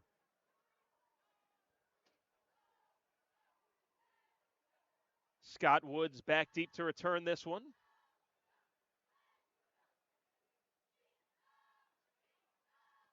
Jang. This is a beauty. Fair catch called for by Woods at the 12. Now Harvard has the chance to tie this game as they send their offense back out onto the field, down by a touchdown, 5:39 to go in the third quarter. Obviously hindsight will be 20/20 depending on what happens here, but I think that's a smart call. Coach Priori punting the ball, pinning them down, knowing he's got a punter who can get them inside the 15, 10-yard line. Let your defense, who's got some, had some success today, do their thing. So I think that was a really smart move to not give Harvard the ball, that far up into their own territory. First down and 10 for the Crimson. Mentioned how banged up Penn's defense has been coming into this game. They've done a great job so far. DePrima getting back to the outside, makes 2 men miss, and DePrima fights to make it a loss of 3. That was an interesting play, Joe. That was what I would call a counter trap. They looked like they were bringing the tight end from the far side of the field in to trap somebody on the interior part of the offense and cut the defense. But instead of handing the ball off, they rolled the quarterback out to the outside, hoping that all of the contain came and collapsed inside and that they could get the Prima outside the numbers. But Penn was really disciplined on the outside on that play. Max Matulski was closing in as now Harvard with a 4 wide receiver look. McLaughlin next to DePrima. Play action. Another rollout left. DePrima turning on the Jets, has some room, gets a block from McLaughlin. And now a first down. Harvard wants the 15-yard penalty at the end of this. Looks like they're going to get it, Joe. Yeah, that's an unfortunate for Penn on that play, but they did lose contain on the outside. DePrima, he sensed it. He felt it, that there was a little bit of open space in there where Penn, they won't show that, but they're going to show the hit out of bounds. That's definitely, he was in the white part of the sideline there. But you've got to be disciplined on the outside when you're rushing, and, you can't go inside thinking you're going to tackle the quarterback and get a sack. You got to stay disciplined and do your job. As Coach Bill Belichick for the Patriots used to say, do your job. Don't try to do too much. 4:43 to go in the third quarter. Fairman picks up that personal foul penalty. DePrima double clutches on that one. Rolling. He'll keep it on himself on the ground and gets out of bounds at the 41-yard line, original line of scrimmage. Man, I don't know how many miles DePrima has gone in this game, but it feels like a lot. Yeah, he's covering a lot of this from sideline to sideline. He's covering a lot of ground, and you probably could add 30 to 40% of the number of yards that he has going forward that he's going side to side. Second down and 10. And Harvard's still in good shape here because as long as they're within one score, two at the absolute most, the Prima's ground game is still a factor here. Yeah, and they can continue to play what we were calling earlier a boring game, right? They continue to run the ball and use their whole playbook and not feel like they've got to make these big plays and get lots of yards all at once. Here comes the heat. DePrima to the air to Woods. What a catch for Woods! Holds on to the ball at the 35-yard line of Penn. Unreal play from the senior. Yeah, that's like every wide receiver coach teaches this technique. Watch how he sticks his arms out at the very last second. He doesn't go too soon. He puts it just at the last second. That is a technique that's really hard to teach because your first thought is you want to start running with your arms out, but it slows you down. DePrima on the ground. Gets to the outside. DePrima inside the 20. Inside the 10. Knocked out of bounds by Alec Wills. And DePrima willing his team toward the end zone. Yeah, this is Mickey Fine, offensive coordinator for Harvard, really showing patience, Joe. We talked about it earlier. It's very easy to get, panicked and start to try to get too much.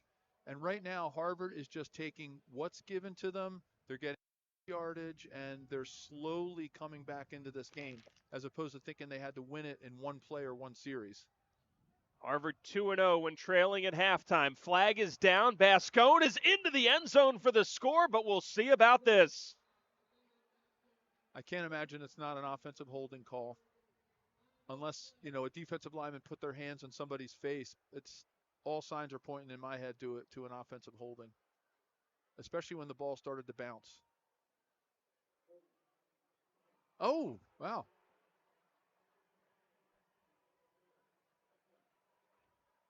There you go. Bascone's second touchdown of the day, first on the ground, and now Harvard just an extra point away from tying this game at 21.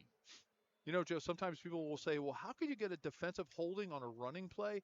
What probably happened there is hard to see because it was such a mass of humanity. What probably happened is there were two linemen trying to zone block, and the defensive lineman grabbed the one guy trying to get off to the linebacker to go to the next level. You can't actually do that. So there you go. That would explain the flag as now Harvard's pulled back to even at 21. 2 straight touchdowns for the Crimson. You go back to think of the little plays, right? Harvard probably lamenting the fumble, the missed field goal in the first half. Penn thinking about that Jared Richardson drop on what could have extended the drive here. And now all of a sudden, the 22nd ranked team in the country all tied up with the hometown Penn Quakers. Yeah, they definitely have the momentum going right now, Joe. Penn's going to have to put a stop to it if they want to come out of this game with a win. They're going to have to do something here to eat some clock up, keep Harvard's offense off the field, tire out Harvard's defense a little bit, and try to take advantage of the same things they were taking advantage of in the first half, and that's seeing if they can get Harvard to bite on the run, get some play action in there, and make some bigger plays happen. I think that's going to be the recipe for success for Penn. For Harvard, it's going to be about getting after Liam O'Brien and trying to make him make some mistakes in the passing game if Penn feels the need to have to do that if they're in second and long or third and long situations. Stokes watches this one drift over his head. And Penn's offense takes the field, 2:40 left in the third quarter. BZ Owens has 2 touchdowns, including a 66-yarder, Penn's longest scoring play of the year. And as long as we were talking about punts, Albert Jang's 71-yarder from way back in the first, longest punt for Penn in 9 years. Wow. Wind assisted, but yeah, hey, you take what you got, and it's these punters today are, you can flip the field and change the game. I mean, having a punter who's accurate and also has a strong leg is a huge asset to any team when you're trying to flip fields and take advantage of field position and give yourself the best chance to win a game and set yourself up for scores and good defensive series. Bing motions out. O'Brien comes the opposite way, tries to get around the edge, and great pursuit there by Harvard. Jacob Syke, the senior from Sugar Land, Texas, was able to escort him out of bounds. It was a little bit of a breakdown on the backside blocking. They pulled 2 guards to come around and to lead Liam O'Brien. But when you pull guards, you obviously create a space and you vacate an area, and you have to, on the backside of the play, you got to really secure the area. It's kind of what broke down that play there and forced them to, Liam O'Brien to go more horizontal than vertical. Actually backwards. 2nd down and 13. Bryce Myers in motion. 4 down lineman for Harvard. O'Brien pulls it out. Looking, finds Richardson, makes the catch. Spins over the 40-yard line, and Jared Richardson fired up as that's a 1st down for Penn. Yeah, he wasn't going to drop that one. He's the kind of player, he's not going to make the same mistake twice. I think that's a sign of really good players and good, well-disciplined and coached teams is, look, mistakes are going to happen, but players like Jared Richardson don't make those same mistakes twice. He really secured that ball before he started running with it. 1:25 left in the 3rd quarter. Malachi Hosley in for a Wildcat look. Hosley picks up a block, hurdles a defender, and plunges ahead over midfield. Malachi Hosley going airborne, and it's a fresh set of downs for Penn. Yeah, that was a big lead block there. I mean, they had everybody coming in, in there. They had Myers there. They had Justin Cayenne leading the way. I mean, that was a lot of beef up there in front in the tight end position. Again, it's nice to have the luxury of having multiple tight ends who can block and catch.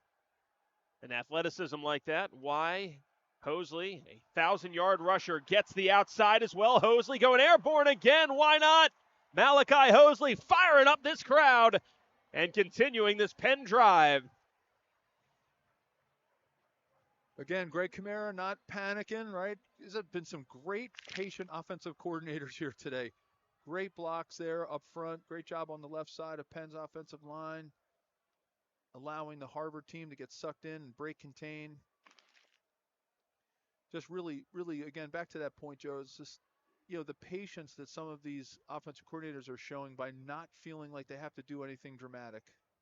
121 rush yards for that man, Malachi Hosley. Those men, the offensive line, doing an awesome job. 4th quarter.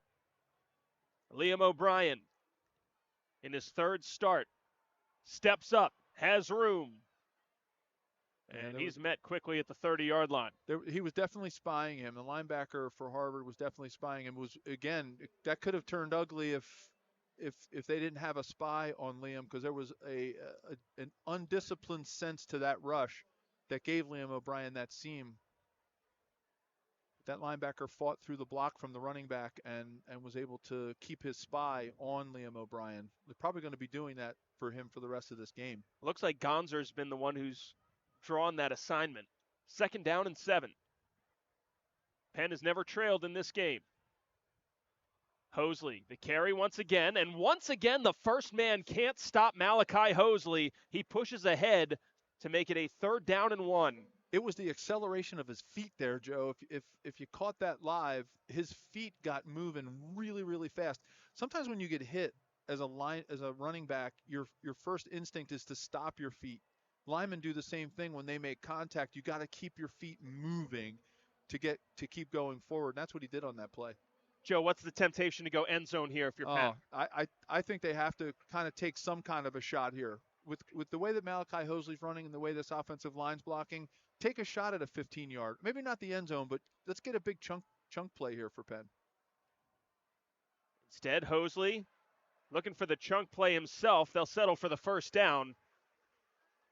And once again, the Columbus, Georgia native showing off why he's got all Ivy League honors in his sights.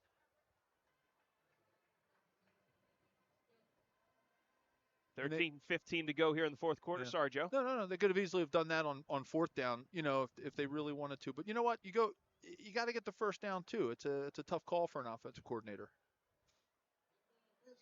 Harvard's defense is really locked in here, especially after that second half drive for Penn.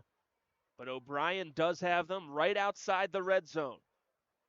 Jaden Craig, starting quarterback for Harvard, knocked out of this game. Aiden Sayin, who started all year for Penn, missing his 3rd game.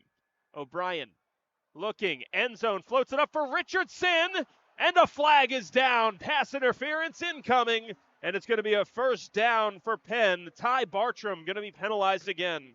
Yeah, that's the inverse of the call that we thought before. I thought that Penn would do that one on 3rd and short and try to get an interference call like that or make a big play like that. It's getting a little chippy out there. You could see Jared Richardson making some gestures there. I actually checked that. Bartram was in the area. It was Henderson who's going to be flagged for this. Yeah, I mean he's been on lockdown on Jared the entire game. You know those two have been getting after it. That's been one-on-one as far as I can tell. Yeah, most of the game they put a lot in that kid's hand to be able to cover somebody like Jared one-on-one. Here's that 3 tight end look. Mike Ferraccio caught a touchdown from this look, his first career touchdown here on Senior Day for the senior. Hosley trying to pick his way through the trash, pushing and surging as the offensive line, some pushing and shoving in the end zone as well after Hosley picks up just about 1. Yeah, they were trying to create a little bit of separation there on that jet motion, and you got that as an option, right, to hand off for the jet sweep underneath Liam O'Brien to see if they could get those linebackers to creep out a little bit, create a little bit of a seam on the left side for Malachi. Stokes, a high school tailback, certainly comfortable carrying the ball. O'Brien, quarterback, power straight ahead. There's no one home. Where's the defense? Liam O'Brien splits it, and Penn retakes the lead. That was a great. What they did, Joe, is when they put Julian Stokes out here, that was the key indicator that middle of the field was going to be wide open for. Watch this right here. You could see the way they had everything spread out with those 3 defensive linemen. I mean the 3 tight ends. I would not be surprised if that was an audible call by Liam O'Brien. Extra point is up, and it is good from Smith. Penn reclaims the lead, 28-21.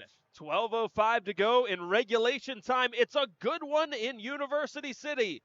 Step aside for a breather. Harvard looking for an answer when we come back. And he's making it happen with his arm and with his legs, and which is Joe, that's one of the things with this whole new quarterback era. As another ball goes out of the end zone or into the end zone, this new quarterback era, you have to be careful when you have a super athletic quarterback that you don't turn them into just a makeshift running back. I mean, because when you look at the most successful teams in the NFL and in major college, you still need a quarterback back there. Right. You can't just have a wildcat running back quarterback. You got to win the game with your arm. If you can do it with your legs and your arm, like a Josh Allen, more power to you. Well, DePrima has recently shown his ability to get it done through the air, but it's been his legs that have kept Harvard in this one. McLaughlin gets the carry around the outside. Max Matulski closing in from the backside to make that stop after the short pickup. Yeah, again, trying with that slow RPO, that slow read, trying to see if they can get everybody drawn up. I mean, I wouldn't be surprised if Harvard tries to take a shot here if they do that play again with getting everybody to pull up with that slow handoff. To the slot. Woods has blockers in front of him, and Woods can be such a game changer with the ball in his hands, makes it up to the 44. Boy, how the screen game has changed over the years. The classic screen where your 3 linemen hung, and then they went out and became lead blockers to a running back who flared out. I mean, these tunnel screens and these standing screens have just been game changers for offensive coordinators. Handoff McLaughlin on the delayed carry. Matulski getting in there as well, initially on that stop. More trap blocking scheme again, right here. Watch.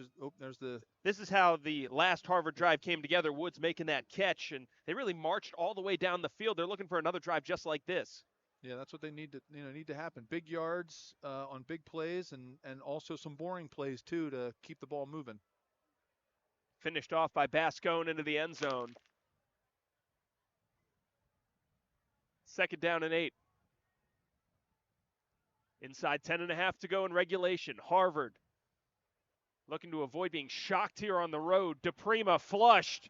throwing it, and it's just live to fight another day time for DePrima. Closing in was Devin Malloy from the corner position. Creative blitz situation for Bob Benson. Yeah, not 100% sure that Harvard had the right play dialed up there, Joe. When they sent that guy in motion, nobody moved. Everybody just shifted just a tiny bit. Right away, that tells you it's some kind of zone. Harvard had a man play called there. All those were man routes, and that's why he had to throw it away. 3rd down and 8. DePrima looks, finds Woods right at the sticks. A big hit from Means, but that spot says it's enough to move the chains, and they do. The official Anthony Florio, the referee, saying all good here. Let's keep it moving. Yeah, they were able to get a good pass rush there. They didn't give DePrima too much of an alley to make the run there, which he could have, was probably his first thought was, let me see if I can run this ball again and get this yards back. But he found the underneath route, which was good for him. McLaughlin gets the carry and picks up 9 there on 1st down. McLaughlin almost getting like a walking start there as the quarterback, running back mesh taking some time to come together. Yeah, I'm digging these slow reads. It's it's interesting to watch, especially as a lineman, because it gives you a chance to set your block up and to see, where the defense. What it does, Joe, is it makes the defensive lineman hesitate. Is what I was trying to say. And that's great for offensive linemen. Ball at the Penn 37-yard line. Harvard needs a touchdown. DePrima looking, has a man on the wheel, makes the catch. It's Gil Martin again. Started off the game for Harvard with a big catch, and that one big as well, his second. Yeah, Mickey Fine had a great play designed and drawn up there for that blitz package, and it's got to make that tackle. That's the number one thing. When you go for the blitz and you get into a man-to-man situation, you can't allow for too many yards after catch. So they stemmed the tide there with that nice tackle, but they dialed up the right play for that all-out blitz. Alec Wills making the stop. Now DePrima hands off to McLaughlin. One-on-one situation with Means. McLaughlin takes him for a ride, and he's knocked down at the 15-yard line. Not many people are going to be trucking Shiloh Means, but McLaughlin putting a stiff arm down. Yeah, he got out in the open space, and I think what Shiloh was thinking about doing was you saw he hesitated for 1 second there because he was trying to bring him in. He saw all those red jerseys. Shiloh saw those red jerseys coming, and he was trying to feed him back into the inside, and he hesitated for a second, and he saw that. The running back saw that and put his shoulder down. Both teams with all 3 timeouts. Inside 8 minutes to go here in regulation time. Penn by a touchdown. Harvard driving. McLaughlin, another carry. He's been huge on this drive. Penn's defense being driven backwards as the pile keeps moving inside the 10.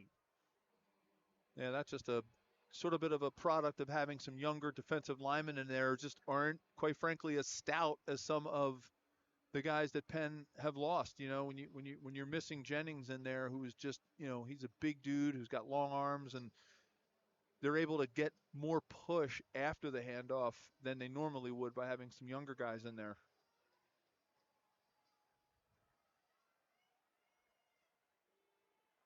Man coming in motion for Harvard. Caden Kaufman. DePrima keeps it himself.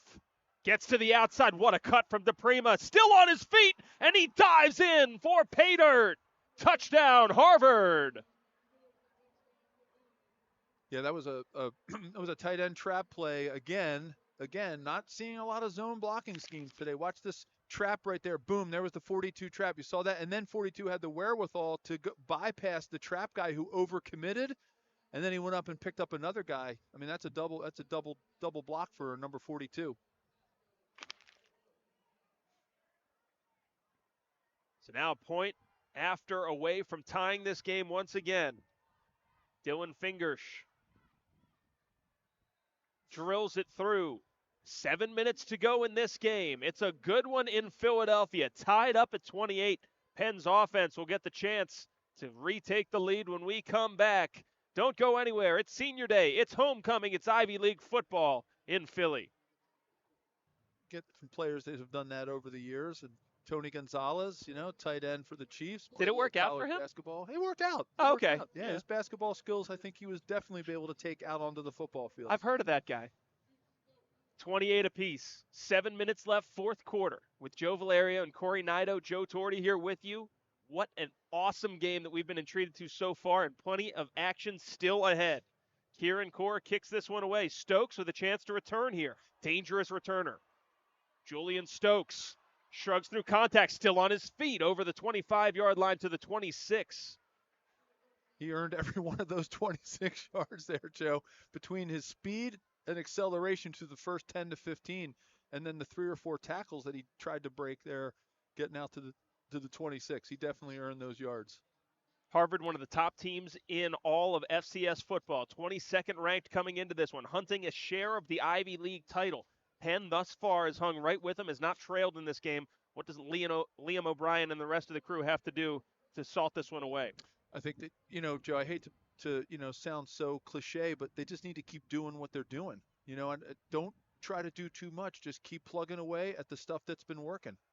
Hosley, nice cutback, and Malachi Hosley surges ahead for 7 yards. What a luxury when you're trying to pick up yards on first down that you can count on a guy like Hosley to pick it up like that. That's exactly what they need to do, right? Don't try to throw a 15 or 20-yard ball. Just get that 7 yards, win first down so that you can win second down and third down. You've put yourself into very manageable situations when you're able to have success on first down like that. If you're on Penn's offensive line right now, what's going through your mind? Keep running it. Just let the big boys go. And let the big guys eat. O'Brien putting it in the air instead, looking for Richardson, had to come back. Here comes another flag, and I've got to say, Henderson got victimized by a bad Liam O'Brien throw because there's not a lot that Henderson's going to do in that spot as Richardson's trying to work back. That's so true, Joe. If you see the good protection there on the counter play action.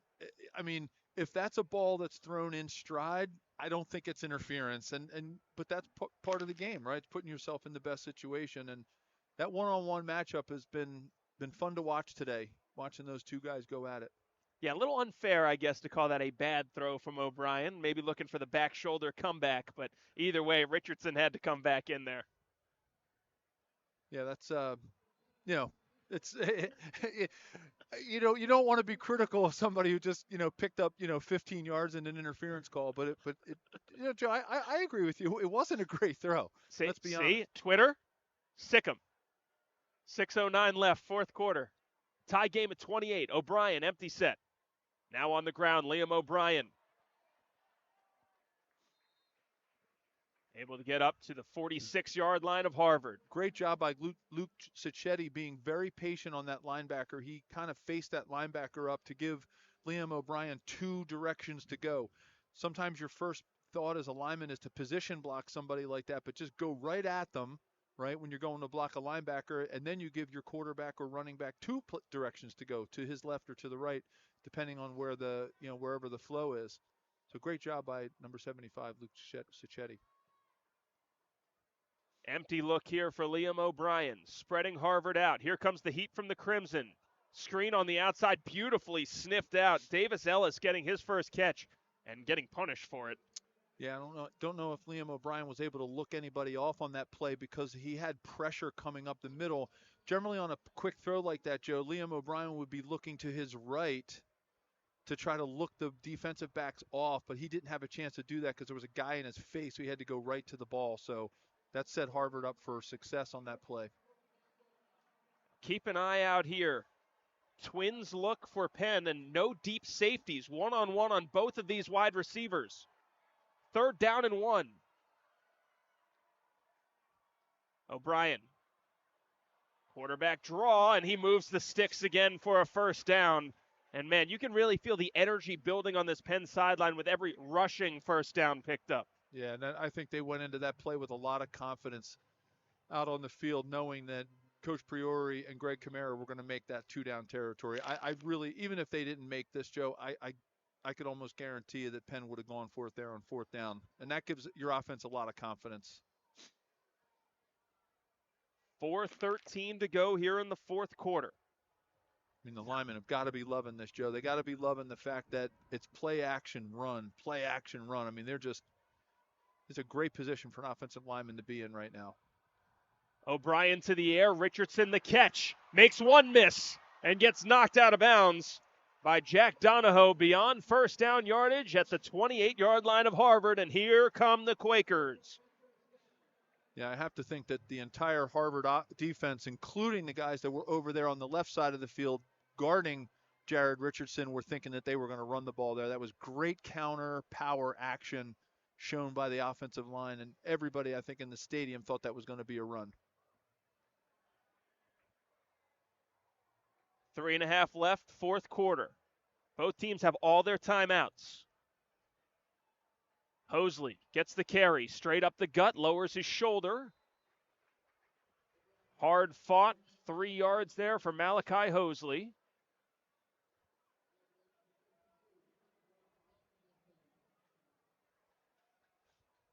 Penn definitely looking to use the clock here as their ally, making sure they don't, give this ball back to Harvard with too much time.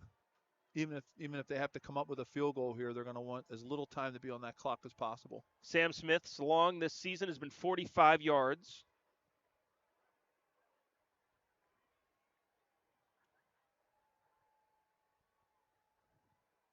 Second down and 7.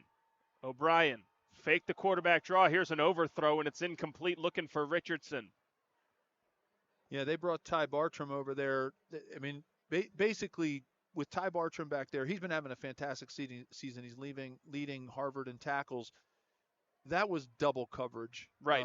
That was a man-free cover 3 kind of a look there, and Bartram had his eyes on Jared Richardson the entire time.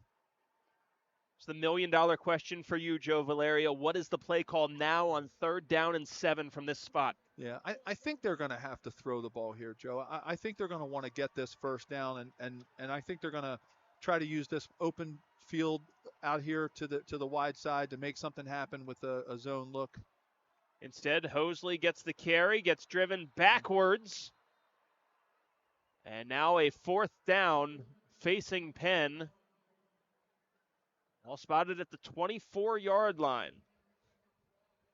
I mean, easy for me to say that since that didn't work. I mean, I get what they're trying to do here, but I think Liam's been having a good enough day throwing the ball that if they could have flooded that side of the field, I mean, so much area out there, so much to play with. I thought that even if they, kind of rolled Liam out to the right, maybe they could have, created some space and given him a different launching point.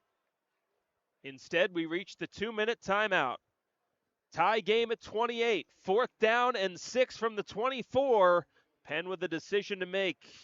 And in the lead. And now a flag down. Oh, no for Penn.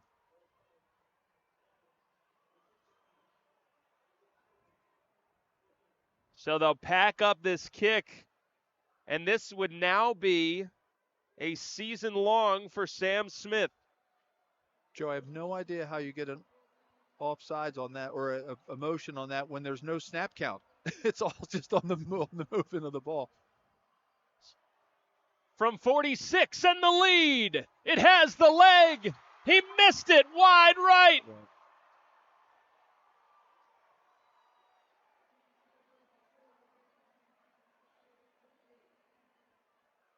Joe, Harvard holds. I have to imagine if they're up 5 more yards on that hash, does it go in? Right? Does it have the angle going in? That's a shame that 5 yards could have cost them that. Right? Take a look at this. Watch him. He thinks it's going to hang on. The lean. No. So think about if he's 5 yards further up the hash. Right. There, doesn't curl as much. Does it actually stay in? Just pure physics, right? Look at that. He's going right over to practice, and he wants to make that right and get back in. That hurt them. He just kicked the one, and he said, you know what? If that was the one, it would have worked. DePrima and Harvard finds Barkate. Barkate over the 40-yard line, and he has been such a thorn in the side of Penn all afternoon. Yeah, he's been impressive yards after the catch, right? He's been yakking it up out there, getting more after the catch. 1:47 to go in regulation time. Harvard has never led. Jaden Craig, the starting quarterback, knocked out of the game. Charles DePrima has done a masterful job on the ground. In the air, he finds Barkade again and Man, those two make it look easy. This is where bend don't break at the end of a game. When you're coming down to win something with a field goal or a last second touchdown, the bend don't break can be rough because they're just kind of they're taking what Penn is giving them right now, and that's a smart move on Mickey Fine, offensive coordinator for Harvard's part. 2nd down and 2. McLaughlin gets the carry. Matulski wrestles him down at the 39-yard line of Penn.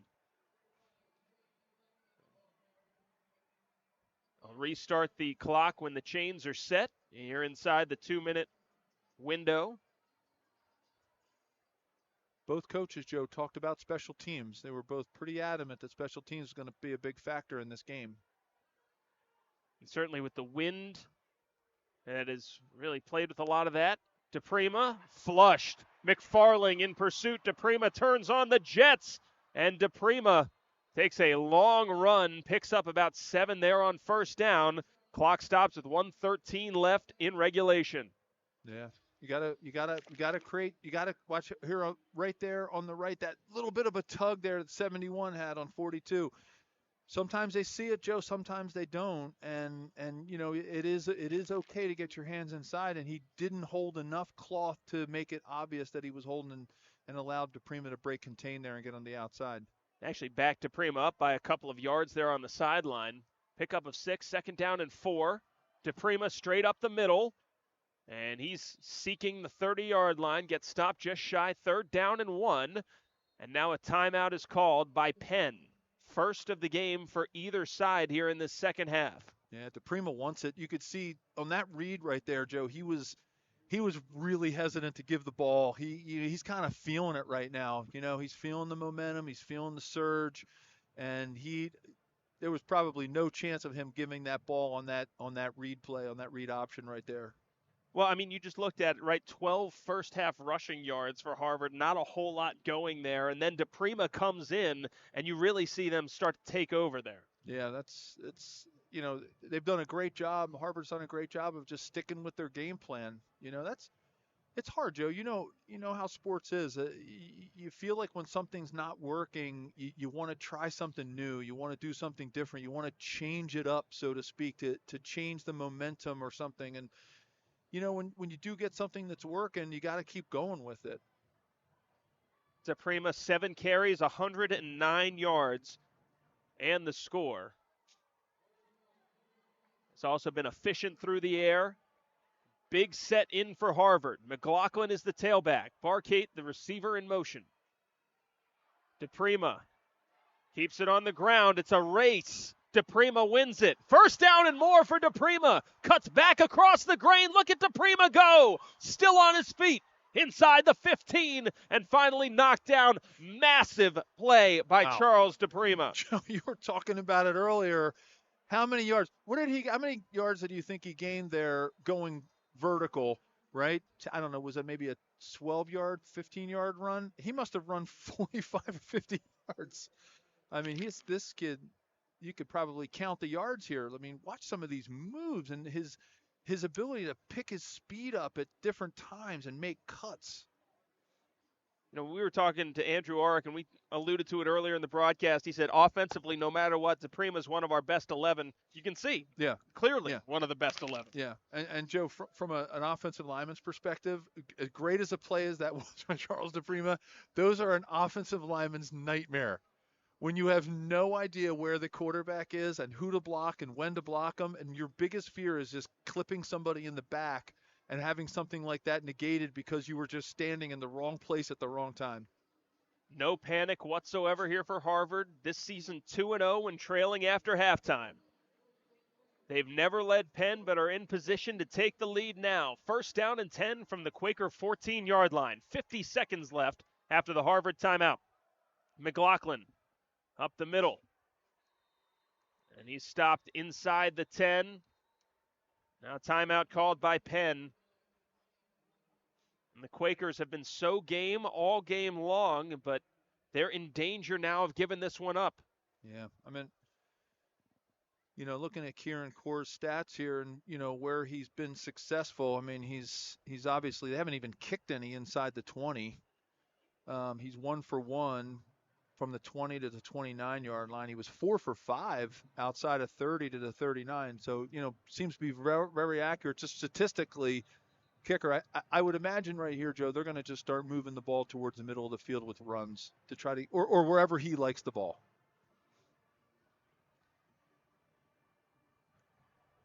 I can't imagine, them throwing the ball right here. If they've got an accurate kicker, I can't imagine they're going to throw the ball. They're going to, wherever Kieran Core likes the ball is where they're going to run the ball. And they're warming up Dylan Fingers, who's been kicking the point after tries as well. So they're kind of alternating there. Not sure who's going to get this kick. 2nd down and 5, DePrima on the ground, trying to turn around Fairman, and Fairman spins him backwards at the 11-yard line. Now timeout called by Penn. That'll be their final timeout with 37 seconds left. I don't know if Harvard was trying to get the touchdown here by continuing to use DePrima's legs, or if both of these kickers, whoever they decide to bring out to kick this, what would be a game-winning field goal, whether or not they like it on the left hash. I mean, could be the strategy there for Harvard. Here's the story of the second half, and now Harvard has come back against Penn. Been a couple of big plays from Xavier Bascone, one on the air and one on the ground.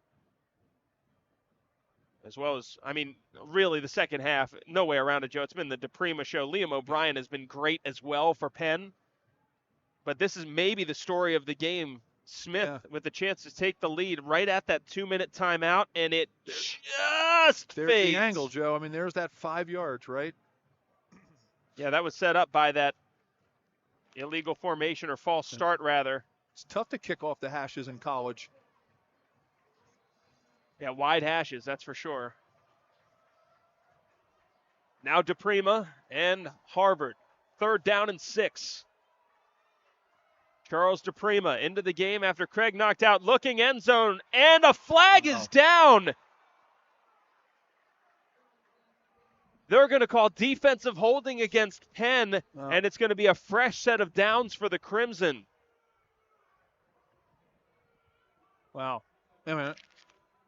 Be anxious to see where that was. Wasn't anything at least flagrant to see on camera, and even from up here in the booth, Joe, didn't really see anything egregious, but they're the ones down on the field making the call. So 1st down and goal from the 5-yard line, 35 seconds left. DePrima and Harvard looking for their first lead. Yeah, wherever they decide to go with this, it's going to be on where they need that ball placed. DePrima. Fairman trying to rip at the ball. DePrima clinging for dear life at the 10-yard line. Now Harvard calling timeout with 25 seconds left. You run another play here, Joe? This is so tough, Joe. This is where you listen. I love kickers. I was a long snapper, had a great brotherhood with kickers and punters, having had that job for so long in my career. But there's also that one feeling is like, do you want to put this game in the foot? I shouldn't say the hands, right? Pun intended. Put this in the hands of the kicking game, right? Like after going up and down the field hundreds and hundreds of yards and hundreds of blocks and tackles, do you want to put this game into one foot and try to get in the end zone? It's an age-old dilemma in football. Dylan Fingers, by the way, a first-year kicker for Harvard. This play will be predicated on where they want the ball, Joe. I can't imagine they're going to try to throw the ball here to get this into the end zone. I would be utterly surprised if they don't run it. 2nd and goal. McLaughlin gets the carry, and he gets stopped there at the 3. 1 timeout left for Harvard. Assuming they'll take it so that the kick will be the final play of the game.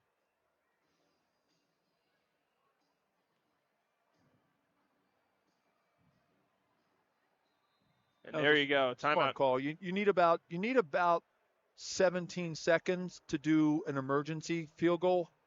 Running your kicker on, getting set up, getting the line set takes about 17 seconds. So that they were kind of out of that realm with only one timeout. They needed to make this kick the last play of the game. So as we see Dylan Fingers, the first-year kicker from Ladera Ranch, California, who's been solid kicking extra points. As a long snapper, Joe, in this situation, what's going through your head? Oh, laces out. I've heard that, Marino. You've heard that before, right? You just want to get a good, solid snap back there, something they can handle. With 2 seconds left, you're not in a position where, sometimes teams will make the decision to kick it on second down, that if the snap isn't perfect or if it hits the ground, then you can just fall on it, call timeout, and kick it again. They don't have that luxury right now. So long snapper's thinking, I got to make this good. Fingers for his first career field goal attempt from 21 yards. Good snap, good hold. The kick is good, and Harvard takes down Penn. 31-28, they stun the Quakers on the road.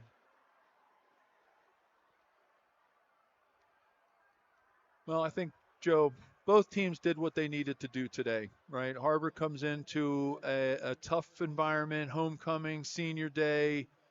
Penn's hungry. They lose their quarterback, and they got to go with, what it in essence is their second-string quarterback, even though he plays a lot. And Penn, hung in there tough with a nationally ranked team. They took care of the ball when they needed to, had that one turnover.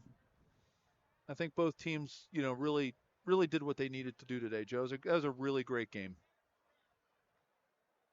Now all respect after the game, Harvard and Penn, after 4 hard-fought quarters. Harvard taking the lead as time expired for the first time. And here's another look at Fingers' finish.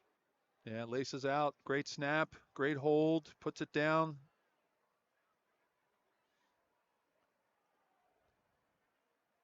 A lot of celebration. Harvard players, coming out of this one now 8-1 with, I believe now, a share of the Ivy title with the Dartmouth loss. Right, Joe? That is the circumstance for them. And Penn, after getting so close, so much preparation, battling so hard to come up just short at the